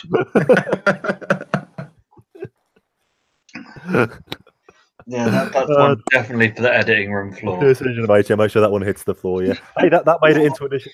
Not dissimilar, made it into an edition of Super Rules once. So Yeah, there has been a few times when him just not wanting to go to bed. I stupidly got my dates wrong, Lacey. It's of course Garage Inc. for Metallica in '98, but 92 It is. was of course '97.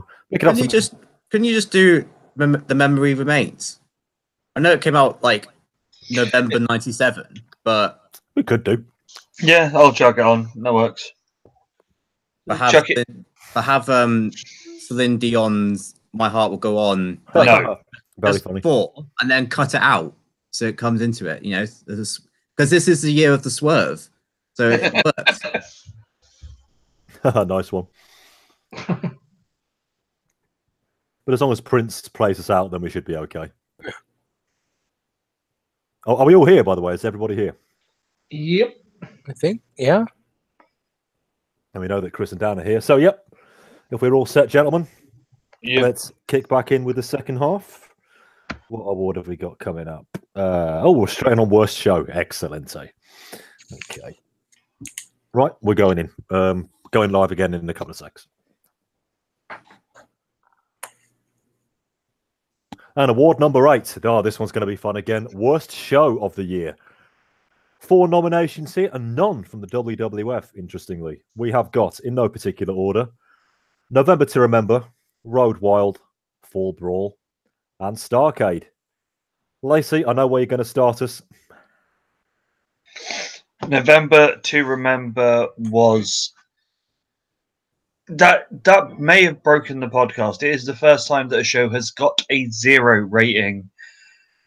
And I thought I was being generous by giving it a 2 just because I was like, it was awful. And I was the highest rating on that show. We've already spoke about the worst match on the show. But everything on this show was just so fucking boring. You opened up with Terry Funk coming out with some bullshit promo with a university hat on his head. He then comes out in the opening match and ruins it by hogging the camera. At one point, he fucking pile drives himself through a table just because, and you lose what was a good match. You then have no title matches on the show because the main event has all your champions in one match, which destroys a lot of the flow of the show. You then have a referees match where there's 2 guest referees, one of them being Sunny, where half of the beginning part of it is 5 minutes of her putting on her trainers. This, I never thought I'd say it, but this is the worst show I have ever seen, and it has come from my favourite thing, which is ECW. It is going to take some beating. Eric, has time softened your stance on November to Remember at all? I think I know the answer. The answer is no. I thought it might be. And for those curious listeners, I was the individual who gave November to Remember a 0 out of 10. And if you haven't listened to that show, and if you haven't watched the show we reviewed, I implore you to, if you disagree, that this was the worst show of the year. And the reason I gave the show a 0 out of 10 is because it wasn't just a bad show, nor was it just a boring show, nor was it just a confounding show. It was a show that actively made every person that appeared on it and the company that branded the show worse. ECW would have been in a much better position if 5 minutes before the show went on, it was canceled. If only there was Alabama. Starcade was bad, but there were some good gems in there. The first 30 minutes had Billy Kidman working like a horse, and it was fine. It had 2 confounding booking decisions and some confounding matches, but it did not make everybody who appeared on it worse. The WCW shows, Road Wild and Fall Brawl, fine. Those are typically bad late in the year WCW shows. If you vote against November to Remember as the best show, as the worst show of the year, it's simply because you haven't watched it. You heard it, everybody. Chris White, you didn't vote for it, but you were on the show. I gave you, gracious boss that I am, September 1998 WCW. So you got to call Fall Brawl in all its glory. Well, it's difficult because I am one of the people who, well, may be fortunate enough to have never seen November to Remember, but I have listened to the review of it, and I don't feel like I can put too much into this when I know how the voting's going to go, basically. Fall Brawl was a bad show. There were some good points on it. The cruiserweight match wasn't all that bad. Saturn and Raven, I don't think was atrocious. But some of the things on the show were atrocious. The main event was atrocious. The opener was terrible. But I'm not best placed to argue with Chris and Eric, and I've heard the review. I've heard the 0 out of 10. I did not give Fall Brawl a 0 out of 10. And you know what? If 2 is a generous rating, then from Chris, then I have to bow to the superior opinions of those 2 men. I will be voting for ECW November to Remember without having seen it. You don't know how lucky you are. Dan, what have we got here? I when I submitted my ballot, I put Road Wild first, and I probably will always nominate Road Wild as worst show of the year until they move out of Sturgis, because it is an absolutely atrocious venue to hold a wrestling show. It's attended by a bunch of racist bikers who don't care about wrestling, and I'm convinced only pop because there's some woman in high heels with a placard going cheer, boo, chant Goldberg. And they somehow managed to make the last year's show worse when it was already bad by having Hulk Hogan, that bald bastard, self of Jay Leno, of all people, But the saving grace of that show is that there's an absolute tremendous Jericho Guerrero match in there, and I do struggle to nominate a show which does have a really, really good match in there, because there is something that you can actually go in there and look forward to seeing. And I was like Chris White, I hadn't seen November to Remember, but had listened to the review and thought, well, this clearly has to be nominated for it. But because I'm a sucker for punishment, I thought to myself, I can't really go into this show and not see this atrocity of a show. And now I know why it was nominated for this award, because it was absolutely awful. Boring in an ECW promotion is worse than bad.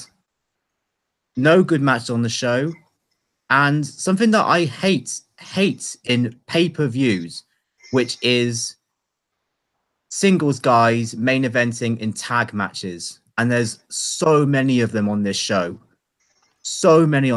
and it's unforgivable how they structured that card.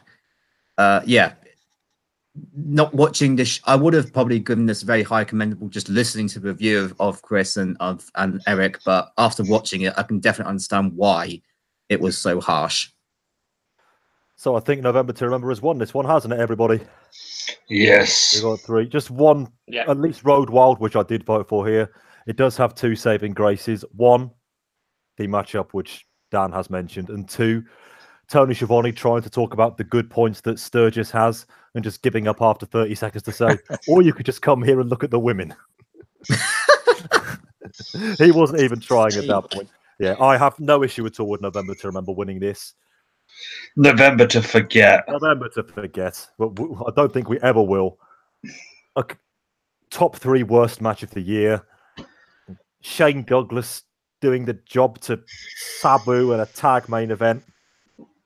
Lest we forget, Sonny hitting a stunner on Lance Storm, which he sold. Yeah. November to Remember, worst show of the year. I expect better from ECW. And who knows, a few minutes down the line, we might just get it. But easily the worst show they have ever put on. Unforgivable by their standards. Unforgivable. Okay, gents, quick award here. Talker of the Year. 3 nominations. We've already talked about Vince McMahon. We've already talked about Austin. And Mick Foley came here in 3rd place too, who I didn't vote for, which might surprise some long-time listeners. Let's go around the horn very quickly on these 3. Eric, you first. Okay, I voted for Foley. He's the only one of the 3 nominees that I voted for. I just think if you look back, and this could be the 1995 and onward award if we're going to give it to Foley, and I think we should. But I don't think there's any one person you can give a microphone to other than maybe Stone Cold Steve Austin. But even Austin's promos are a little bit Ric Flair-ish in that you can probably fill in some of the key words and get a pop. But Mick Foley, he balances these 3 characters and he cuts different promos for all of them. And now he's even kind of working in the Mick Foley character because he's not quite Mankind anymore, but he's not Dude Love. And Cactus Jack has kind of been retired since the night after Royal Rumble or the night after WrestleMania. And so he has 4 characters that he's balanced all year long. And I think all of them have cut spectacular promos. I just want to say that Jim Ross should have been nominated in this award, and I'll harken back to Dan Welling's rant back in the non-wrestler category. But my votes here would have been Foley and Jim Ross, although I fully understand the other nominees making it in. I thought JR would have made it ahead of Foley myself, but there you go. Dan, what have we got here? Yeah, I voted for Foley and Vince in this category because I do like promos that develop characters more than just general ability, something like The Rock or Austin. And Eric's obviously mentioned stuff about Foley, and I'm going to mention him later on as well. Just how a man has been able to flesh out 3 or 4 characters and have them all be good talkers is incredible. But think of how, uninteresting a talker Vince McMahon was in 1997 as a commentator, and how he's shifted to become the biggest bad guy in the industry today in the space of 12 months. And as in the space of time, he's Mr. McMahon, but he's also gone from, intellectual Vince, who wants the best for the company, who is better than you and just is trying to talk in a very HR corporate way, to then shifting to the megalomaniac evil owner who is screaming at Austin that he doesn't have it anymore, it's mine, and being evil and screaming you're fired at him, and then basically becoming a manager for The Rock and becoming the promoter that he is accustomed to being. He's basically done 3 different character shifts in 1 different year, and he is the reason why this feud with him and Austin is so bloody good, because he's the guy that gets the heat. He's the guy that makes people want to root for Austin even more so than they did before. And he's the guy that just makes it all stick. And he believes he's right. Of course he doesn't want this, swearing, beer drinking redneck to be the WWF champion when you've got people like The Rock in his roster. So yeah, I just think that Vince this year has just been an absolutely incredible promo. I just think he's absolutely fantastic. Chris White's WWF-centric list here. What do you think of this top 3? I believe I voted for the top 3 exactly as is. Yes, you did. I I mean, these are for me the top three talkers of the year. They're really hard to separate. I would like to focus, as people before me have, mainly on Mick Foley, Mankind, for this category. Although he might not necessarily be my vote, but he deserves the recognition here because this is where he really shines. The versatility of Mick Foley is almost unprecedented, and well, as Eric mentioned, like so many different characters, but so many different strings to each of those characters. Like from the segment you mentioned, Rory, with the Dr. Austin, Foley in that segment when he comes in and he's trying to cheer Vince up, like he is just the comedic timing of Mick Foley is on another level to the other two men nominated for this category. And then you also go to the other end of the spectrum on a show I'll talk about more later, potentially, with Survivor Series 98, after the main event with the forming of the corporation, and Foley, confused, questioning what's happened. He's been screwed. He doesn't know what's going on, and he's confused. And the way he delivers his small, short lines to Vince, he says like he doesn't know what's happened. He doesn't understand what's going on. I didn't submit. And then he just throws in dad, calling Vince McMahon dad. And the way he delivers that is like, I don't know if it was intended necessarily on the night, but it felt like a complete face turn. Like they just did the double turn. And the way it was executed not only was because of The Rock and Vince, but it comes down to Foley's delivery of a word.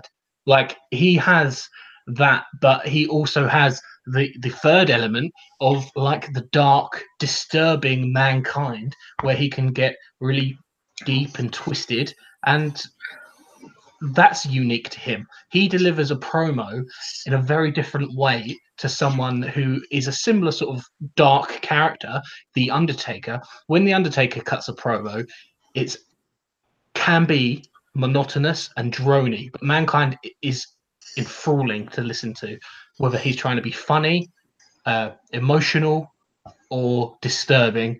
He's all three of those, and he's always impactful. Chris Lacey, do you have a dog in the fight here? I don't, because my boys didn't get in. Damn you! Why aren't the Dudleys and Gertner here? But going on it, really, he is my original homeboy. Is Foley? He cut his teeth delivering amazing promos back in the land of Extreme, and he just seems to be carrying on. I didn't obviously vote for him. I didn't think of it, but it's when all of you have brought up different moments, be it when he was being Dude Love earlier in the year, when he was being Cactus earlier in the year, when he's been trying to, be with Vince and being daddy, him in the hospital with the beginning of what should never have become a big thing, but Mr. Socko. It's just, he's been amazing, and as always, and he is. If we were going to do, which we may do next year, when we sort of look at, say, the decade, he will be there or thereabouts as the talker of a decade, and you wouldn't think that from him earlier or at the beginning of his career, that the guy that was synonymous with throwing himself off stuff, his best attribute is his talking. But I will say Vince has been on fucking top form this year as well. In Capital Carnage being one of the most recent things I've watched, that being him just slagging off a country with ease, and tea time. And he just has this way of riling up the crowd and being the perfect arsehole. What a pile of pious crap. He smashed the teacup as well. He actually smashed the teacup. Let's get some votes. Dan. Vince. Eric. Foley. Chris White. I was undecided up until this very second, but I am going to go with Mick Foley. And Chris Lacey. I'm going Foley as my boys aren't there. Yep, no issue with Foley winning, despite me somehow omitting him completely from this. I think Whitey, you got it right. That's like me missing Austin stunning McMahon last year from a It's before the Monopolies Commission come around knocking on my door. You know, I'm just trying to give myself some breathing space here. It's like Chris White so rightly said, versatility. I mean, 1 minute you can have Foley cutting a promo comparing his match with The Undertaker to the American Civil War, and the next he can tell the New Age Outlaws how much wood could a woodchuck chuck if a woodchuck could chuck wood. He can do anything, and I've just been told it's wood, not could. See, that's why Mick Foley is Talker of the Year, and I am not. Again, a deserving winner. I must say, very few surprises so far. So let's see what we get in this next award, minted by you, Mr. Lacey. You're going to need to introduce this. The Wahoo Award. Sorry, do that again. The Wahoo Award for Unbelievable Shitness. Now, explain the derivation behind this. So there was a show that I used to do that some of you may have heard of, where in watching the 80s, I found my kryptonite of the worst thing imaginable in wrestling, which was Wahoo McDaniel and his just A-grade level of shit. So as such, we christened an award for the worst thing. Just, it doesn't have to be a whole idea. It's just the worst thing. And as such, we have the Wahoo Award. She sells on the seashore. Red lorry, yellow lorry. Peter Piper picked a piece of pickled pepper. There, that's 3 out of 4. There we go. Right. The Wahoo Award for Unbelievable Shitness. Okay, we have 4 nominations here. We have The Warrior, in general. Not that I want to lead anybody. Dan, we have That Bold Bastard, in general. We have Mr. Tiger Ali Singh, in general. Right. And Chris White, your pick here. You mentioned it earlier, but kick us off with the WWF Tag Division, or lack of. I mean, there's a lack of in terms of something that's mildly entertaining or like even so bad it's funny. There's none of that to be had here. We have the Outlaws, and I'm going to separate them from this because I'm not talking about the tag titles. And for the majority of the year, apart from when we've had a couple of teams like Kane and Mankind and Austin and Taker, like thrown together top stars, they've been the champions for the majority of this year. I'm specifically talking about the WWF Tag Division, the division made up by, and not limited to, but these are just some of the headline names that we've seen in pay-per-view matches for the WWF Tag Team titles this year. LOD 2000, the New Midnight Express, the DOA, the Headbangers, and the Oddities. That is a complete mess of unbelievable shit. That division deserves to win the award for unbelievable shit. There's nothing good to be said about any of these teams that I just listed and their 1998. And between them, they've taken up so much of my time on Raw. They're on every Raw. They're on every pay-per-view. It's unbearable. Like, I know I'm not going to win this one, but I should. Like, they're always here. They're always there. They don't go away. You can't enjoy a Raw without DOA and the Oddities having like a garbage match that isn't even funny. Like, it's truly appalling. Warrior, he's gone. Like, he's gone now. All right, we're through it. Hopefully for a while, and we don't have to put up with it again. I've still got to put up with this in '99. See, this is why we have the Wahoo Award, so we can cleanse. Oh, that's Everybody it. listening to this, never let it be said that Chris White is not satisfied in his current job role. Okay. Oh my God Almighty, Lacey, Tiger Ali Singh. Oh, fucking hell. So, the very few times that I do, venture onto the Fed, I come across this shithead who somehow manages to be given TV time doing a knockoff $1 Million Man gimmick, but he's foreign.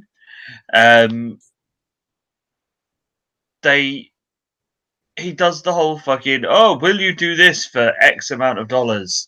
He gets some fat chick to eat some sausages, some bird to get off with his oiky little mate. And you think, it'd be fine if there was some sort of payoff, if he could do anything. And then you see him wrestle, and he is a giant bowl of steaming shit. The fact of, he was given quite a long match on the UK pay-per-view. I had to pay my good hard money. The American pay-per-views for WWF, I'll let you all know, they're in the States. We get them for free because they become part of our Sky Sports deal. But I had to put down, after doing my paper round, £15 of my own money. That's 2 weeks worth of paper round money to watch that cunt in a match. Fuck you, you absolute fucking cretin. Put it down to forethought, if you will, but I got my mum to buy Capital Carnage for me, just on the off chance there would be a Tiger Ali Singh match, because that's what UK only. My parents went, lo and behold, you have to pay for it. You can pay for it. You want it. Fucking arsehole. I'll tell you what, Dan, you've got to ratchet up your hatred of Hogan here to even stand a chance. But if anyone can... Right. Okay, right. Tiger Ali Singh, I will wholeheartedly admit, is the worst wrestler currently working in North America, pound for pound. However, he is lower mid-card at best. Is on our TV screens for what? Maybe one segment every 2 weeks, which is non-consequential. You can zone out of it. That bald bastard is on my TV every single fucking week, talking for 20 minutes about how he's the greatest living wrestler of all fucking time. Yes, you maybe were in 1989 and 1990, but this is 1998, and we don't want to see you anymore, mate. You screwed up what was arguably the simplest story meant to be told in the Starrcade 1997, and you've been living on borrowed time ever since. Not a single good match he's been involved with all year. NBA All-Star Tag match, he couldn't be bothered to do anything for two hard workers like DDP and Karl Malone, and went alongside Dennis Rodman, an equally lazy dickhead of a man. He then sells for Jay Leonard because, he's got to go in for his A-lister, Hollywood star celebrity mate. Sells for him in an absolutely awful match at Road Wild. I've already talked about how absolutely atrocious that Warrior match is at Halloween Havoc, just because he wanted to satisfy his ego and then, get his win back. Oh, this man, honestly, he is this is not true. Whenever we all talk about go away heat and they're like, oh, which do we win? Whenever he's on screen, I turn off. And that means that I miss out on some things quite important, like the NWO breakup and the Goldberg win. But the honest answer is, I don't want to see Hulk Hogan on my screen at all. And that's why whenever he comes on, I turn off the TV. Eric, are you hearing this? I mean, that man could be your president in 23 months' time. Hogan, that is, not Dan, but hey, who knows? He didn't make my list. But I tell you what, here I am just sitting here like an idiot thinking, what the hell, the WWF tag team? Oh, yeah, on my list, I voted for individually the Legion of Doom and the Oddities. So shout out Chris White for summarizing my disdain in a nice, neat little package. In fairness to those guys, only one of them had somebody almost commit suicide this year. So that's something to go back and watch. But who really did commit career suicide this year was the Warrior. And if you go back to August, was it 17th? Is that August 17th, Nitro. The date is burned in my brain. Yes, right. August the 17th. And that segment, 20 minutes. And I think the Warriors segments when he was on top and controlled and protected were maybe, how long was that bodybuilding segment with Rick Rude? 5 minutes, 6 minutes, something like that. The Rumble 89, yeah, about that, yeah. That's right. And that's probably his best segment. That and the Hulk Hogan promo from WrestleMania 6. Those are probably the two best Warrior. And again, all of that was undone by this guy's ability to be unbridled and unrestrained in WCW. I don't know if this award should go to the Warrior just because he was just kind of being himself. Maybe this award should go to like Eric Bischoff and I don't know who's backstage at WCW. Kevin Sullivan and Terry Taylor. Like if we could just kind of package this award and give it to everybody who allowed that to happen. I think that's more accurate because we all know the Warrior sucks. but he sucked in controlled ways and made him kind of exciting at times. I think without that, without all those caveats and stuff, I still think the clear winner here is the Warrior, because all this other stuff is fun to talk about, and Hogan is shit, but that Goldberg stuff was pretty fun for when it was happening. And I think the WWF tag division, again, it's not something that like moves the needle. I don't think if the WWF tag division was spectacular, it would necessarily make the WWF more popular. But the Warrior thing actively made WCW worse in a way that I don't think they recovered from by the end of the year. And so I have to go with Warrior here just because its ripple effects are still being felt, even if he's gone. I'm glad you mentioned that, Eric, because Warrior was my number one when I was putting my votes forward, but it was for everything that came with the Warrior package, including the fact that he was allowed to be on television and be the Warrior with everything that entails. I think I said this on some of the monthly shows as well. Nobody in 98, everybody knows that the Warrior is the ultimate liability. For some reason, Vince chose to overlook that 2 years ago, and he ended up very literally paying the price, giving up time on Raw for the Warrior University vignettes, fuck knows what else. And so he eventually just realized he couldn't take it anymore. And also, personally, I put the Warrior here as number one because of the editing job he made me do with that promo on Black Monday, August the 17th, 1998. 27 minutes that entire segment was.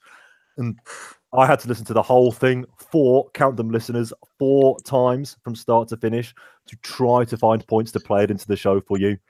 And that's not counting the fact I had to listen back to individual lines 3 or 4 times. Just listen, just because you mentioned the word malfeasance in a promo doesn't make you intelligent. Mick Foley can make it work. Warrior cannot. So he was my number one pick for this. But hey, it's not about me. It is about you guys. Eric, where are we going? Warrior. Dan. Hogan. As if I needed to ask. Chris White. I'm wrong, but I'm angry.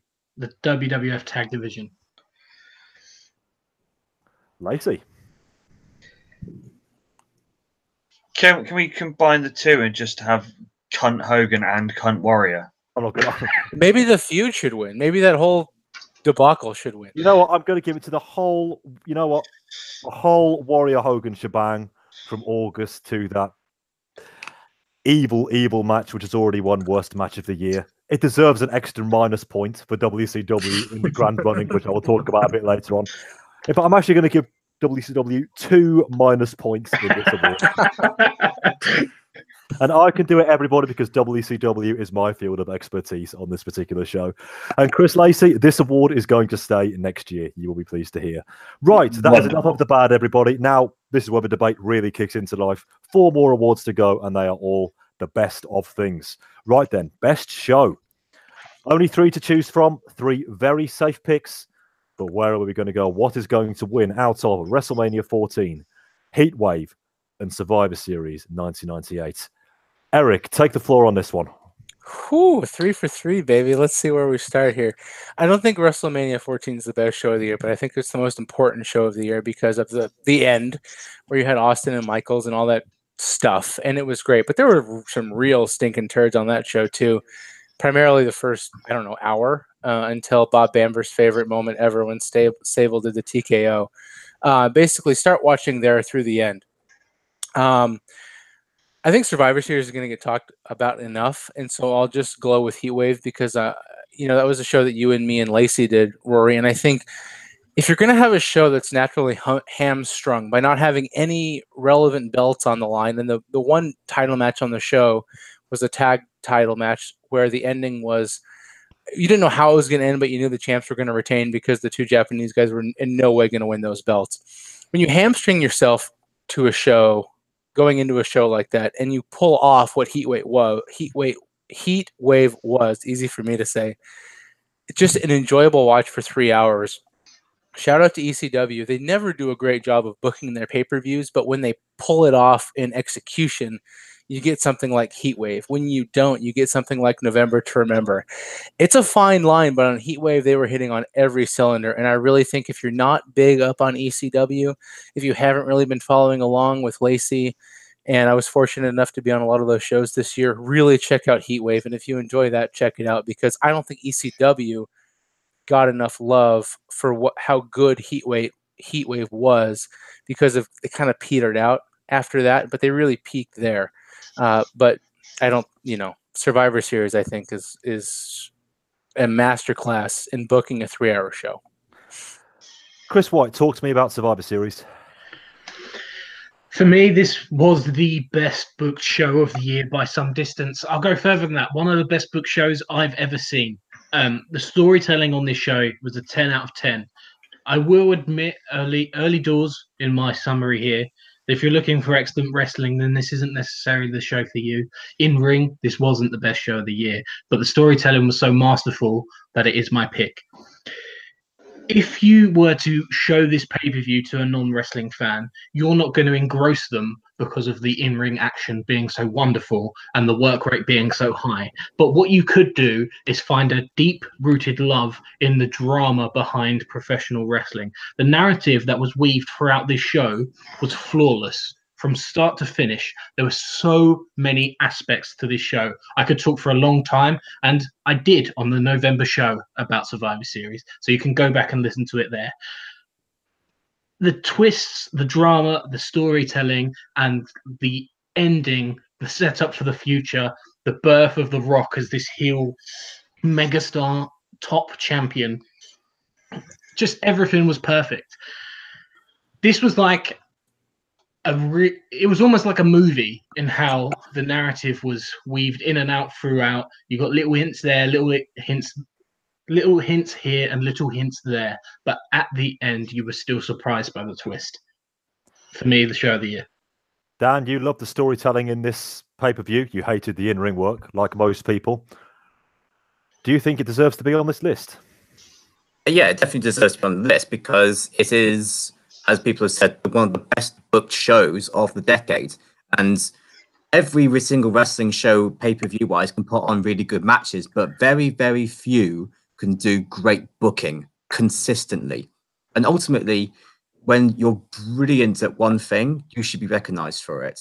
And, in that review we did back in November, I was reviewing that from just someone who just watched it live and then, reviewed it. But, going back and watching it on VHS or video or pay-per-view replays, you can skip the stuff, then you can skip the matches and just kind of take in the booking masterclass of what's going on and stuff like that. And it really makes sense then from a pay-per-view perspective.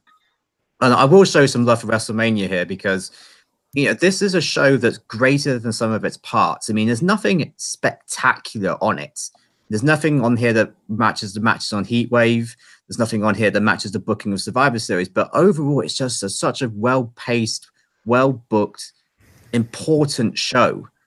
All the stuff from Sable being a star, Stone Cold be coronated as the #1 face in the company, Undertaker, Kane, those 3 golden months of build, and they just mesh so well. And there's so much fun. All the rest of the cards, it's a really really good show. One of the best WrestleManias ever. There's only, and it's so important, as we've all discussed, Austin being coronated as the guy, moving into this new era, and he's just got the ball and he's run with it so well. And any show with Mike Tyson in it is going to be important, and it delivered, in my opinion. Yeah, I should say I also voted for all 3 of these. WrestleMania doesn't have to be the best show of the year. Doesn't have to be. But I think from a WWF standpoint, it needs to be the most important. And this year, I think it definitely was for the first time since WrestleMania 10. I don't think you have a show like Survivor Series this year if you don't have a show like WrestleMania. No, you don't have The Rock mincing himself in the IC title. You don't have Austin being Austin. And you don't have people missing out on Triple H not being in the match. It's just all these sort of things, it all built at WrestleMania. People talk about Mania being the start of this new attitude era that we're now supposedly living through. And I think it was.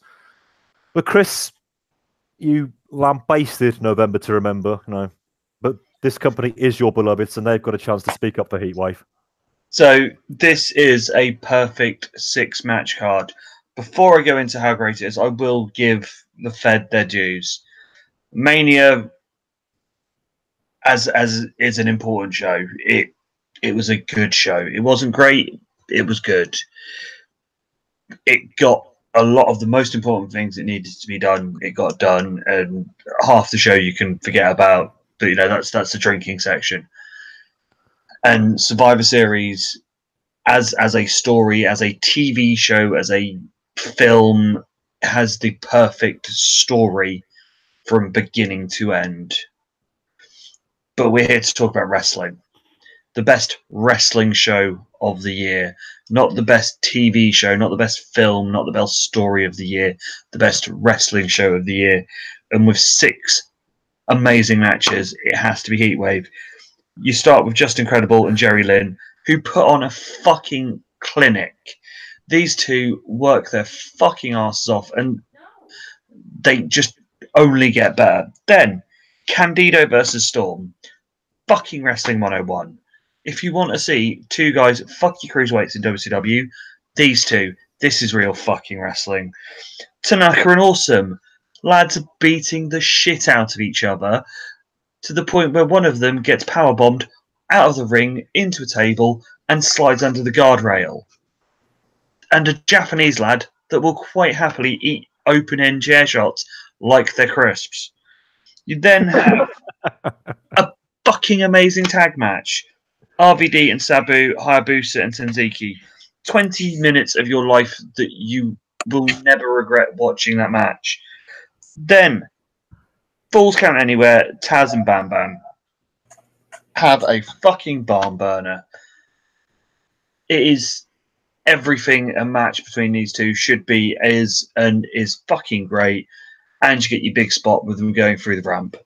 Then we finish the night with the perfect ECW match, a street fight with Tommy Dreamer, Spike, and the Sandman going against all 3 of the Dudleys.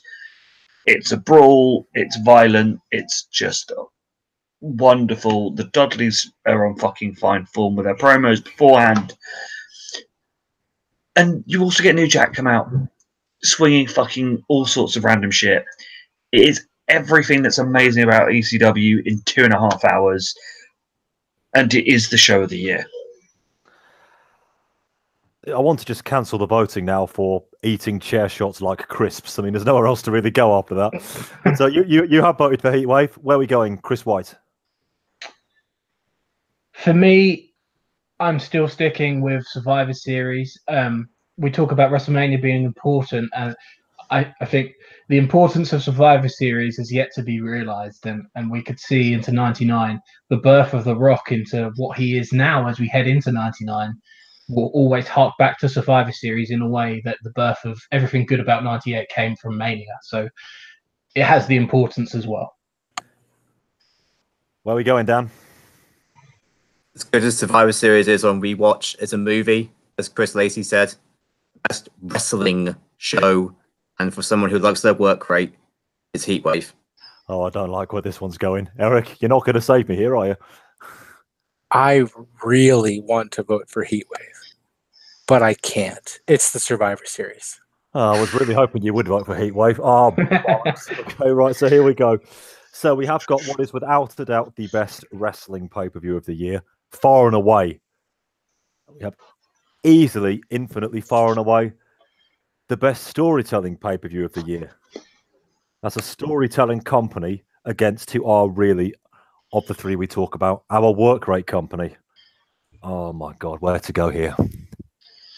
Well, I was on the ECW show and I gave Heatwave 8.5. If I'd been on the Survivor Series show and I'd been watching it live along with you guys, and I had been watching the first 90 minutes, 105 minutes, and I didn't know at the time that the story was unfolding before me, I would almost struggle to give it to anything other than the Heatwave at this particular point. But as Eric knows, he is aware when a butt is coming when I'm about to talk. So Survivor Series 98 is the best show of this year. Yes. It absolutely has to be. As great as Heatwave was, and it was, I still think it was just missing A title match? Yeah, perhaps? a really big title match. I think it would have been an But at epic this show. point, we didn't have Shane. We couldn't have a title match. Shane was broken. Have you finished? He was on commentary.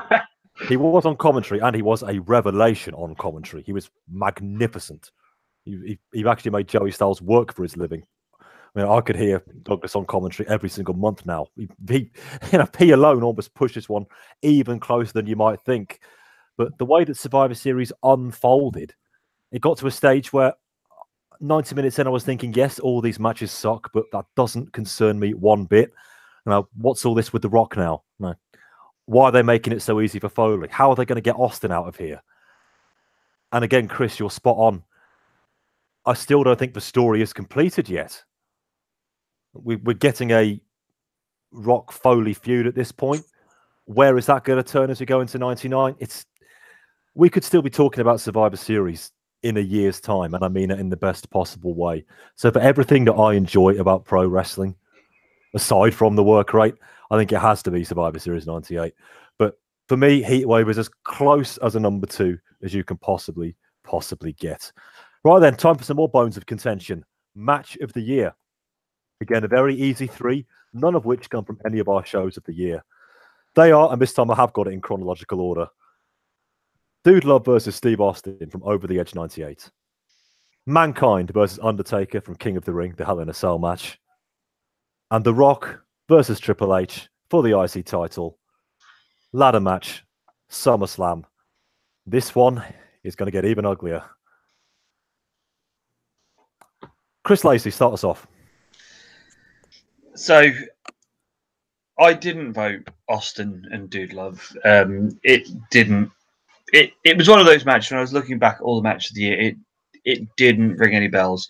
I did go back and watch it today, and it's a decent match. It's got a nice little story to it, and it's fun.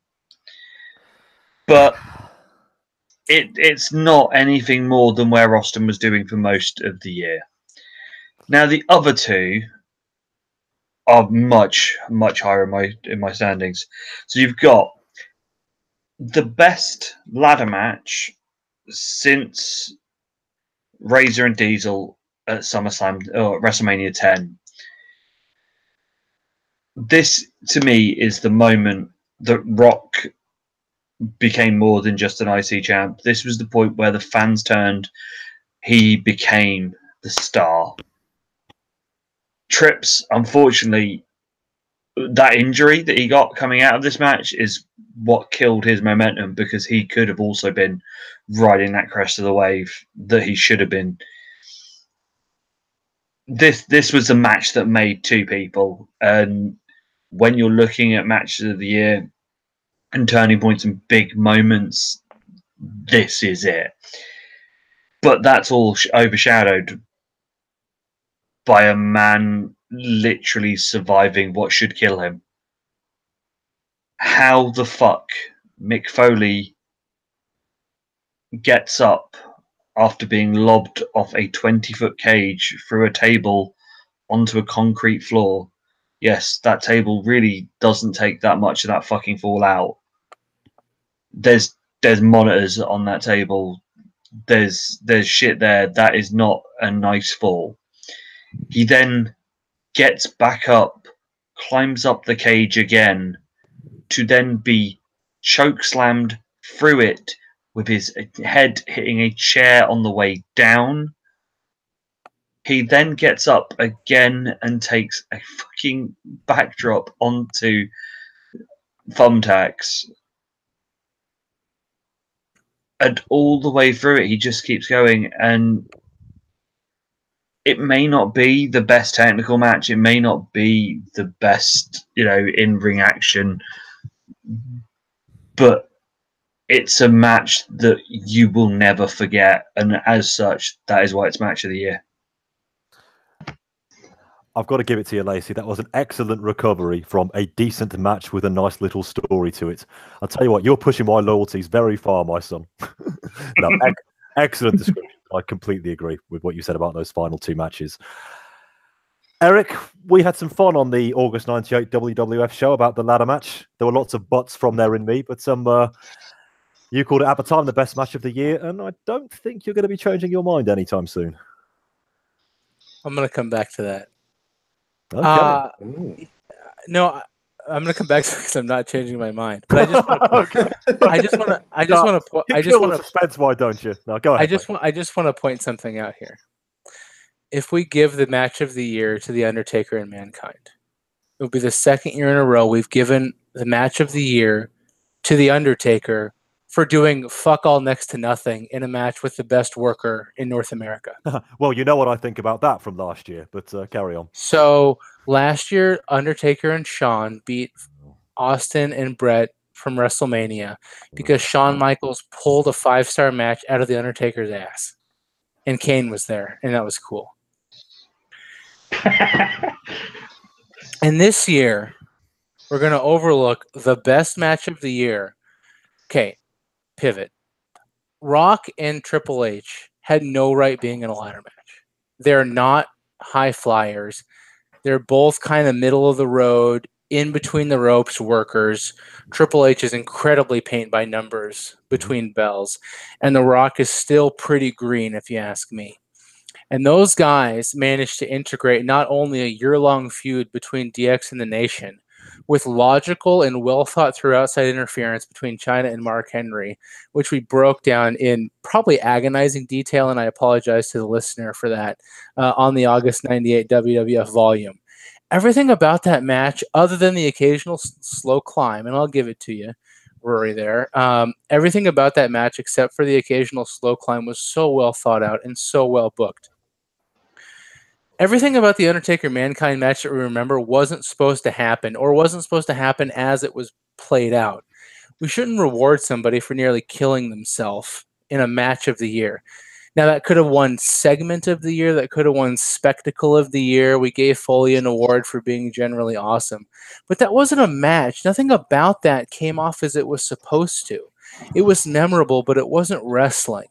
Rock and Triple H were two guys putting their heads together thinking, how can we have a great semi-main event and come out of it with everybody involved elevated and seeming like a bigger star? I just think you can't overlook the fact that The Undertaker and Mankind, and really Mankind only, found back their way into a memorable spectacle. The Rock and Triple H sat down and had a match that came off perfectly as they planned it, or at least perfectly as a wrestling match. Let's not overlook that when we think about who really had the match of the year. You're listening, everybody. I sure was. Chris White, can you say something nice about the Over the Edge 98 main event for me, please? I can. In any other year, that would be my match of the year. It's my second choice for this award, but it was an excellent main event to an average show. But the match itself typified everything that has been great in the WWF this year. It had the sort of storytelling narrative and the involvement and interference continuously from Vince, Patterson, and Briscoe. And initially, I think Patterson announced it's going to be no DQ, then they're brawling outside, and now it's a Falls Count Anywhere. And you get them like little quirky moments that Vince and his stooges are working against Austin, and they have a wild Austin main event brawl, and it's great. But Rory, that's where my praise for that match ends, because there is only one winner of this category for me, and that is The Undertaker versus Mankind at King of the Ring. And Rory, I anticipated running into some trouble for this category and trying to get this match over the line as my match of the year. So I went back to my review of the match and listened to the show again when we reviewed this match. Rory, you yourself, if you remember correctly, were on the show with me. You did, in fact, You're taking your job as a lawyer here. I've looked over the transcripts of fucking gimmick infringement, motherfucker. Rory, he's got spies. The boy's got spies. If you remember correctly, that you did, in fact, say that this match, The Undertaker versus Mankind, could be the best match, not spectacle, but match that you have ever seen. It's a fair cop, Goff. That is a direct quote from you. It was the most spectacular and gruesome of wrestling, all in a nutshell. And I would argue that whether it was intentional or not, that doesn't change the package that we, the viewer, were presented by the company on that night. We got what we got, whether it was the plan or not. And what we got was the match of the damn year. I'll tell you what, I'm going to sleep with one eye open from now on. He's on to us. He's on to us. What have we got, Dan? Well, button down the hatches in the house. Well, Might be too late. well, let's be honest. I don't think Mankind's going to win this award, but it wouldn't be remiss of me to wax virtues about Austin versus Dude Love, because no matter what you've got in Hell in a Cell, it is just down to those 2 bumps and a little bit of the thumbtacks at the end. That's 3 gigantic spots, but spots nonetheless. Austin Dude Love is everything that has made the WWF the #1 promotion in the year this year. Entertaining, wild, Austin versus McMahon at the center of it, and Mick Foley killing himself. There are about 4 bare back bumps onto bare concrete that he does in that match, and they're all horrendous. Austin is pure fire as this brawling underdog babyface. You've got Vince McMahon being not straight up cheating, but doing his damnedest to actually, screw Austin out the title fairly before he doesn't count the headshot chair. Patterson and Briscoe being hilarious throughout the entire match. This is a reminder that this is a false count anywhere match. It's brilliant. And then you've got just one of the best booked finishes of a main event I've ever seen, with Vince going, by my hand only will this match finish, and then him being unconscious counting the 3 by Austin's hand. It's genius. It's much fun. And the Undertaker Mankind is, by spectacle and by infamy, going to live long in the memory. But as something that I enjoyed from bell to bell and didn't have any concerns about the well-being of one of the participants in this match, Austin Dude Love for me is match of the year. Thank you, Dan. You can stay. Your vote, please, Eric. SummerSlam ladder match. Of course. You had us going for a minute there. Chris White, what's next? There's only one match that wrestling fans will be talking about in 20 years. The Undertaker versus Mankind. So, it's up to Chris Lacey to pick the winner. Do you know what? Because you're right, it is only 3 spots compared to actually a full match. I'm giving it to the ladder match. Oh, See what you did there. Okay, so the ladder match between The Rock and Triple H is our match of the year. Yeah, but it didn't have Pat Patterson saying that the Briscoe Body Shop could be found in North Hubert, did it? Oh, well. No, that ladder match was great. Listen, I didn't vote for it, but it was tremendous. Easily in the top 10 matches of the year, in my opinion. A real star-making performance by both men. But Worker of the Year. What was your vote? Well, it doesn't really matter because I only vote when it counts. The ladder match 1-2-1-1. No casting vote here. I would have given it to the Over the Edge 98, but unlike certain other people in the past, I play it fair in this game. I am but a humble spear carrier here, Mr. Landstrom. But I was really hoping somebody would have voted for it so I could have pushed it over the line. But no, democracy. I'm not going through that one again. just remember who voted for it, Roy, when the time comes. I'm going to say,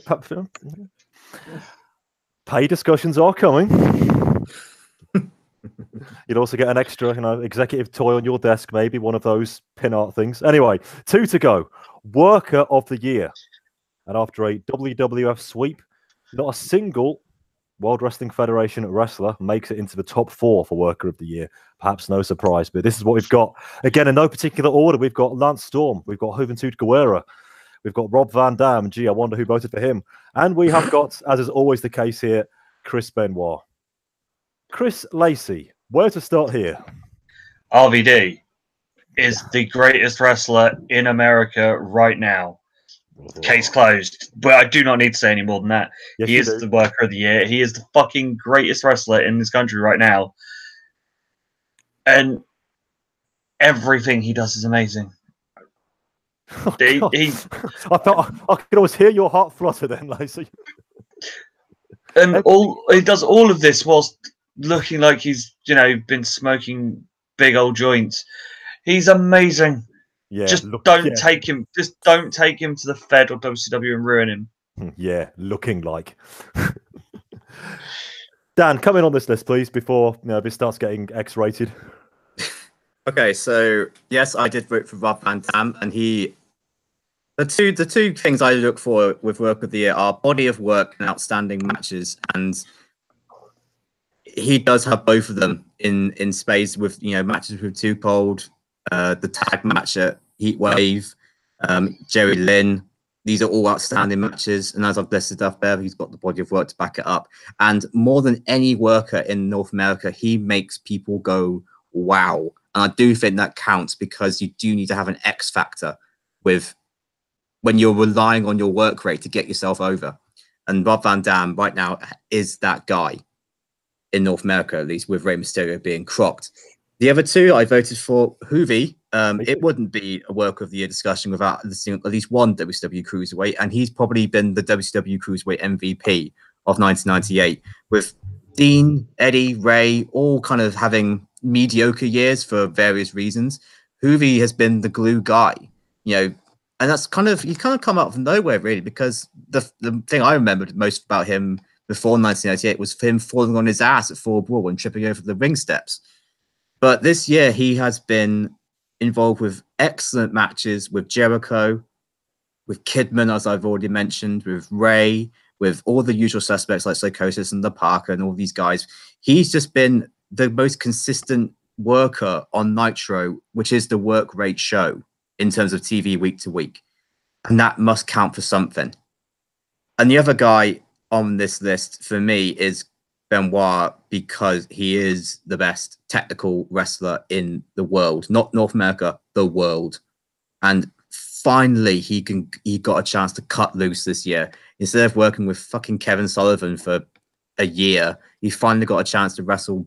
People can go in the ring, and he's pulled up blinders with DDP, Raven, Booker T, so many, Finlay, all these great technical wrestlers. And if you put Benoit in there with any sort of guy like who can at least go in the ring, he's going to get a good to great match out of him. And those 6 months he had as part of the United States TV title division were just gold.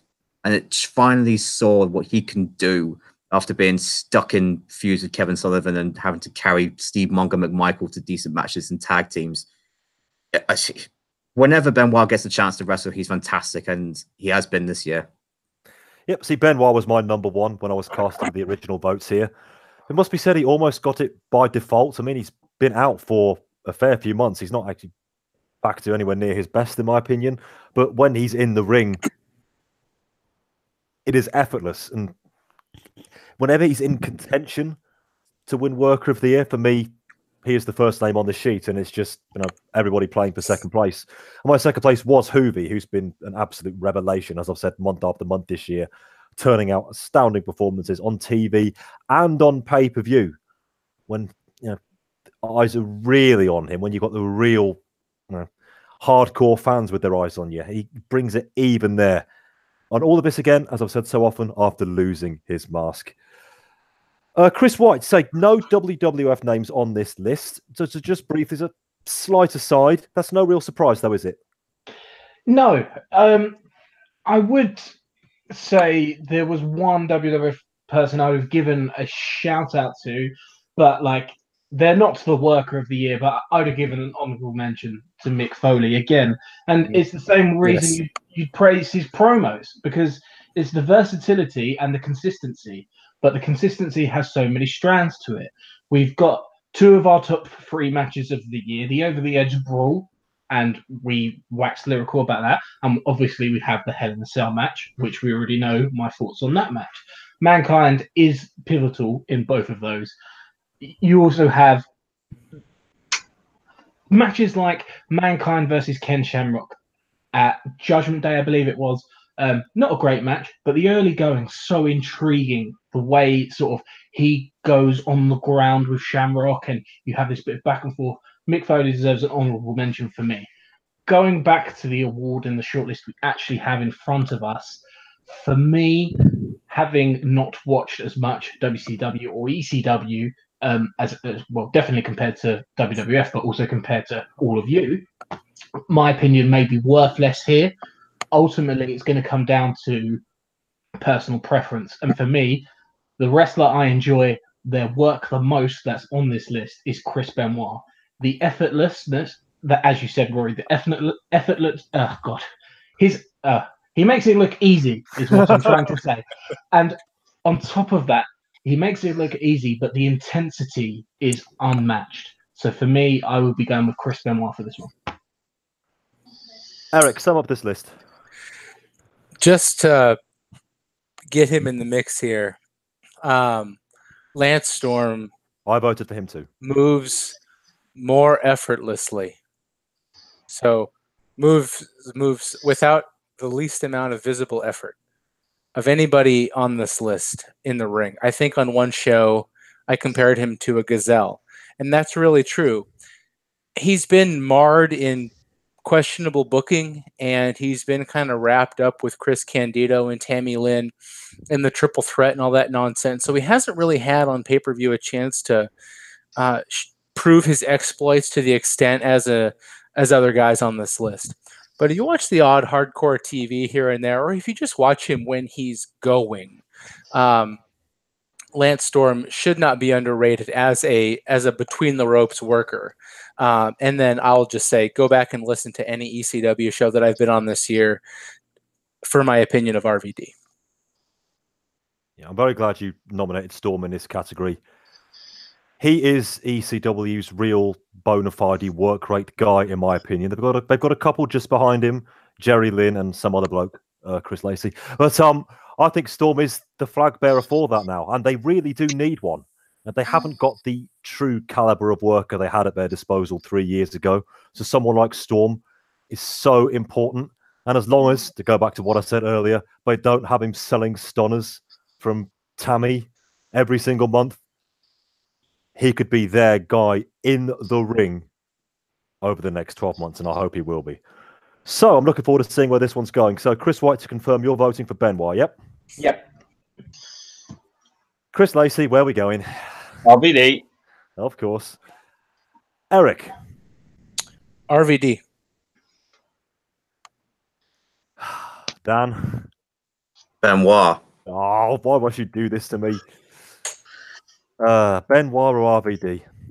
Well, it's got to be the whole fucking show. Nice try. I didn't vote for RVD at all. I did vote for Chris Benoit. Again, it almost seems like he's getting it because he has to, because he is Chris Benoit. But Chris Benoit is Chris Benoit. He always will be Chris Benoit. He gets onto this list. He wins it. I really should have given him the award in 96. I think Eddie rightly beat him in 97. But sod it. Benoit is our worker of the year. And this is somebody who was barely active for 6 months of it. If he can actually go on a tear for 12 months, as you say, without having to work against people like fucking Kevin Fix. Sullivan, yes, and carrying Van Hammer or Chris Lacey to watchable matches, then who knows? Maybe Chris Benoit will be RVD again next year. So we have one more award to go. 2 actually, but I'll get there in a second. And this is our MVP, our overall star of the year, really. And I changed things up a bit for this final one. Everybody who got a vote is eligible, mainly because that gives us a chance to talk about somebody who inexplicably we've barely discussed yet. The 6 names who got a vote, again, no real order: Chris Jericho, Steve Austin, The Rock, Mick Foley, Rob Van Dam, and some fellow by the name of Bill Goldberg. Bill Goldberg, that name rings a bell, doesn't it? Who wants to talk about him if they can dredge up 5 or 6 seconds about him? I just think in any other year, he's the clear MVP. Yeah.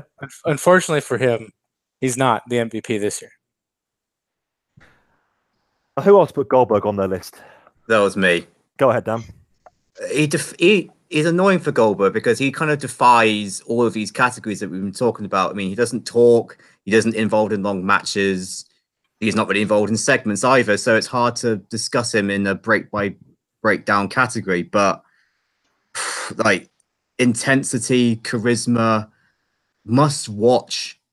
He is all of those things and more. I mean, he's just such a presence on screen in a way that no one else can match. Not even Austin can match the sheer presence that Goldberg brings to a table.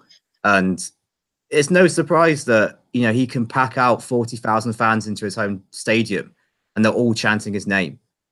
The money entrance that he does whenever he comes out to the ring with the big gold belt is phenomenal. And the fact that he is in short matches all the time just kind of makes it so easy to watch him because you know that what you're going to get. It's incredibly entertaining and you don't get bored of it. It's stunning how you don't get bored of it. If WCW only booked his title reign better, then he really could be in the discussion for this award. But unfortunately, he's only had one real marquee title defense since he won the belt of Hogan against DDP. Mm-hmm. It's ironic that he won the belt on Nitro, and all of his majority of his big matches this year since he won the belt have been on Nitro against, Sting, the Giant a couple of times. These are the matches that should have been on pay-per-view and they weren't, unfortunately. But listen, he was almost the reason why WCW overtook WWF in the summer. And given how hot the WWF's top star was, shows you just how brilliant and how much of a presence and how much of a drawing power Goldberg had. Interesting use of the past tense there, Dan. I was about to use the same. Had. I'll talk about this at length on the WCW show this month. This is the acid test for Goldberg now. He has lost a match. Now we will see what he really is made of.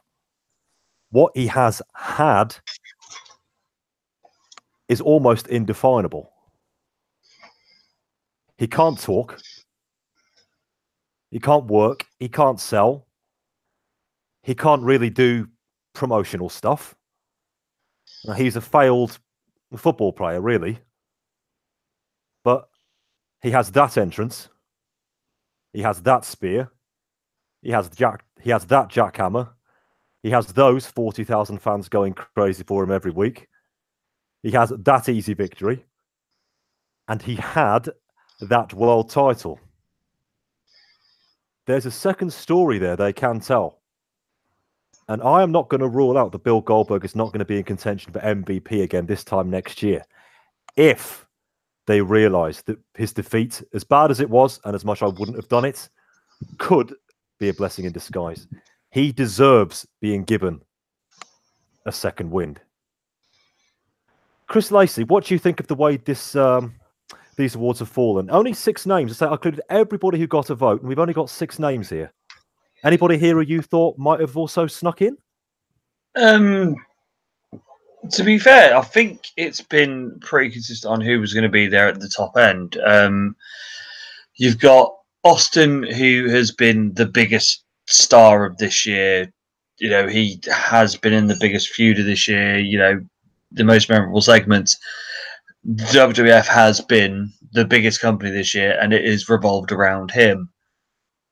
You've got Rock, who has had, as we've already seen, the biggest breakout year, gone from being a guy in the IC division all the way to being the world champ. Goldberg, it sucks for him that WCW has been below par this year, that everything that he has done doesn't really matter because no one's caring about WCW. You've got, obviously, RVD, who is the shining light of ECW, and I'm not going to wax on more, but we all know where I am with him. And obviously Foley has had an amazing year as well. The one that surprised me a bit is Jericho, but then not watching massive amounts of WCW. I'm clearly missing a trick with him. Obviously, I know him from when he was in when he was in ECW, and I know he's a good worker and has a lot of upside. But I don't watch enough WCW to really sort of have a full opinion on him being the guy of the year. For me, it is a toss-up. It is a freeway toss-up between the biggest rising star, the biggest feud, and my own personal love-in. And it's a head-over-heart moment of do I go with what has clearly been the biggest guy of the year, or do I go with my favourite guy of the year? I will leave you to think about it, but I'll bring in Chris White. Chris, what do you think of the 6 names on here? Again, I can't really think of anybody else other than maybe Vince who deserves being on here. Do you? I was going to say exactly that. There's no one I would add to this list, with the exception if he's eligible, because we've spoken of him as sort of the best non-wrestler. But Vince McMahon would be a huge MVP because he is the perfect foil for Austin, and Austin, who, spoiler alert here, will come as no surprise, is my vote for MVP. He wouldn't be as effective without Vince McMahon being as effective as he is in his role. They're a yin and yang, and they go together. They have perfect chemistry. The storytelling you get out of this, like Austin against his boss and Vince, this like conniving heel authority figure, is just perfect. So Vince does deserve a lot of credit for that, because I think every success that Austin's had this year, you also got to give credit. It's not just the man Stone Cold Steve Austin himself, but Vince McMahon's there behind it, making it more effective and having that perfect character for Austin to bounce off. But as I say, for me, there's only one candidate really, and it has to be this year. Has to be Stone Cold Steve Austin. It was his year. It was his year, from winning the Rumble to everything that happened in '98 in the WWF that was good. He was at the heart of it. And even Survivor Series, like that, we had 2 months without a champion, and like the way he was screwed out of it and kept out of it by Vince, like he's not involved in the main event, but the reason it's so impactful is because of how much you adore Austin. Like none of it works without Austin. But again, none of it would work without Vince. But this is Austin's year. One for Austin. Okay, Lacey, you've had long enough. Austin. Dan Welling. Austin. Eric Landstrom. Austin. Yeah, Austin wins. So there we are. MVP of the year. Like I always say, Shock. I know, I'm sure people listen to the end for this one as well. But like I always say, the MVP of the year, take out all of their contributions and see what you're left with. Exactly. As great as Vince, genuinely great as Vince has been this year, could he do this with anybody else? Would it work? I don't think it would. Plus, about the Austin style is now what people want to see in the ring in '98. They made him the champion when everybody wanted him to be the champion in '98. Yes, I think he should have held it longer, but say they're going to go 2 ways in 3 months' time. He's either going to face Vince at WrestleMania, or he's going to face whoever is the WWF champion, probably The Rock at WrestleMania. Whoever he beats there, it's going to be yet another another feather in his cap, as if he needs any other. So for the second year in a row, and fully deservedly, our MVP of the year, Stone Cold Steve Austin. And I am delighted to say that. And just before we wrap up, if you've been listening for a while, you will know that we did have a Promotion of the Year award, but I have let the people speak. I've said that far too often today. And based on the votes for best and worst, we could give you the official awards for Promotion of the Year. Yes, you know where this one's going. In third place with a whopping minus 3 points. It's World Championship Wrestling. And they got MVP as well. Worker of the year. Yeah. Worker of the year, and they're still down on minus 3. And yes, I'm still going to be our WCW correspondent next year. Why do I do it to myself? Well, Chris Lacey, you'll be pleased to hear that ECW broke even on 0 points. Should have had more. They should have had more. November to Remember brought them down. But WWF, far and away our promotion of the year, and I don't think there's any argument by any metric. 7 points here. This has been their year. Can we all agree on that one, gents? Yes. Yeah. They were almost there in 97. When we were actually just awarding promotion of the year, I just gave WCW the edge, but it was wafer thin. But WWF here have been miles ahead. They've seen the problems, they fixed them, and their product is so compelling. Even if you omit the fact that the second word in their name does actually stand for wrestling, it almost doesn't matter. Company of the Year, World Wrestling Federation. And that is it for 1998. Chris Lacey, we got there. We have done it. We've ruddered this ship. After obviously we have to mention him. You know, it is thanks to Bob that we are even here and doing this.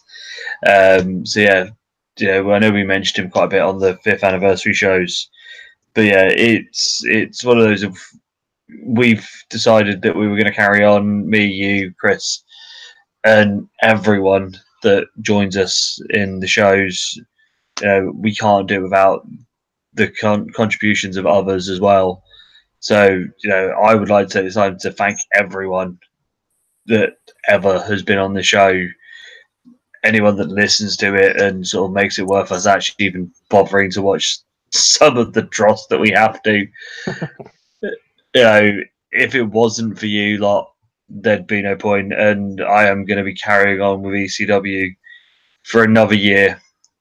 And I might even have some guest spots on some other shows next year too. Chris White, we're there, son. We're there. Yep, a good year in the books for the Fed, as reflected in the awards.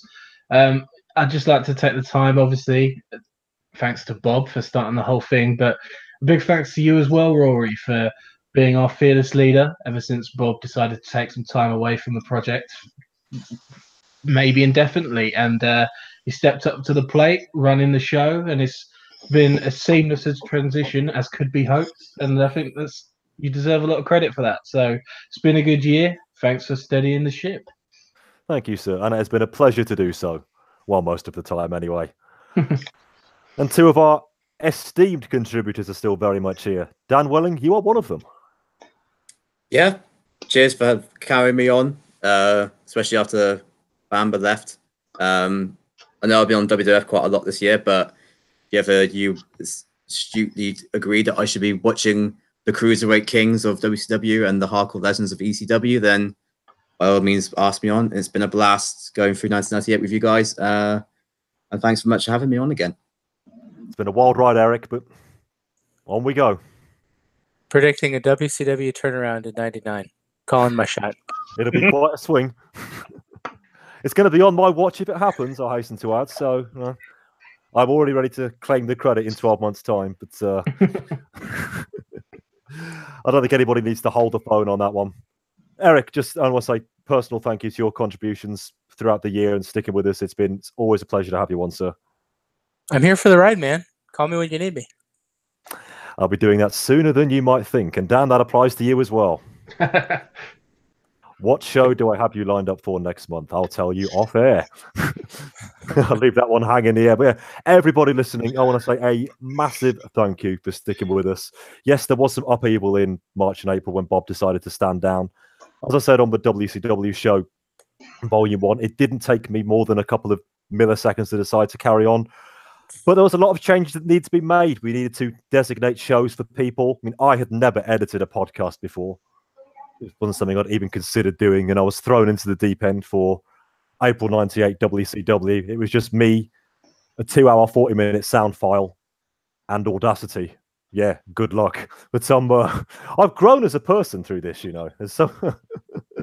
he said with his head growing along with it. Yep. We're going to keep this going for as long as we possibly can. We've had people asking, are you going to keep this going through 99? Yes. Are you going to keep it going to 2000 where things start to get really good? Yes, we are. Presuming 99 doesn't end things completely, because I know some of the horrors that lie ahead for us. I'd like to say a special thank you for everybody who's decided to come on board and join us as a contributor throughout 1998, 2018. We are always looking for new people. Like, just hit us up on Twitter, on Facebook. We're very easy to find, and we will accommodate you. All things going well, our first ECW show of the year will have a brand new name to add to our roster. And please, you are more than welcome to join them. Find us. We will get you on a show as soon as we possibly can, I promise. Everybody is listened to. Everybody is considered. Everybody will be on. We do have a Patreon. We do have a lot of specials in the pipeline for you as we head into 99 or 2019 it will be, because they're out of timeline and beyond. If you want to drop us $1 for early access, $5 for the special shows. Trust me, we do not do this show for the money. We do this show for your enjoyment. But if you want to give back and say thank you, we are all in your debt. It is for you we do this show each and every month, through the good and the bad. It's a lot of work. We have to give up a lot of time to do it, but really it's a true labor of love. None of us would be carrying on doing this show if we did not want to. And again, whether this is the very first show you've listened to or the 188th, I think I've got the numbers right. And thank you so much. It's indebted beyond words. And there's nothing left to be said, gents, but we're going to move on to 1999. I wonder what we will have in store there. Well, we hope, dear listener, you join us for the journey. So from Chris Lacey, from Chris White, from Dan Welling, from Eric Landstrom, we will see you in 1999. Whether it's great or whether it's terrible, it really doesn't matter, because life is just a party, and parties weren't meant to last.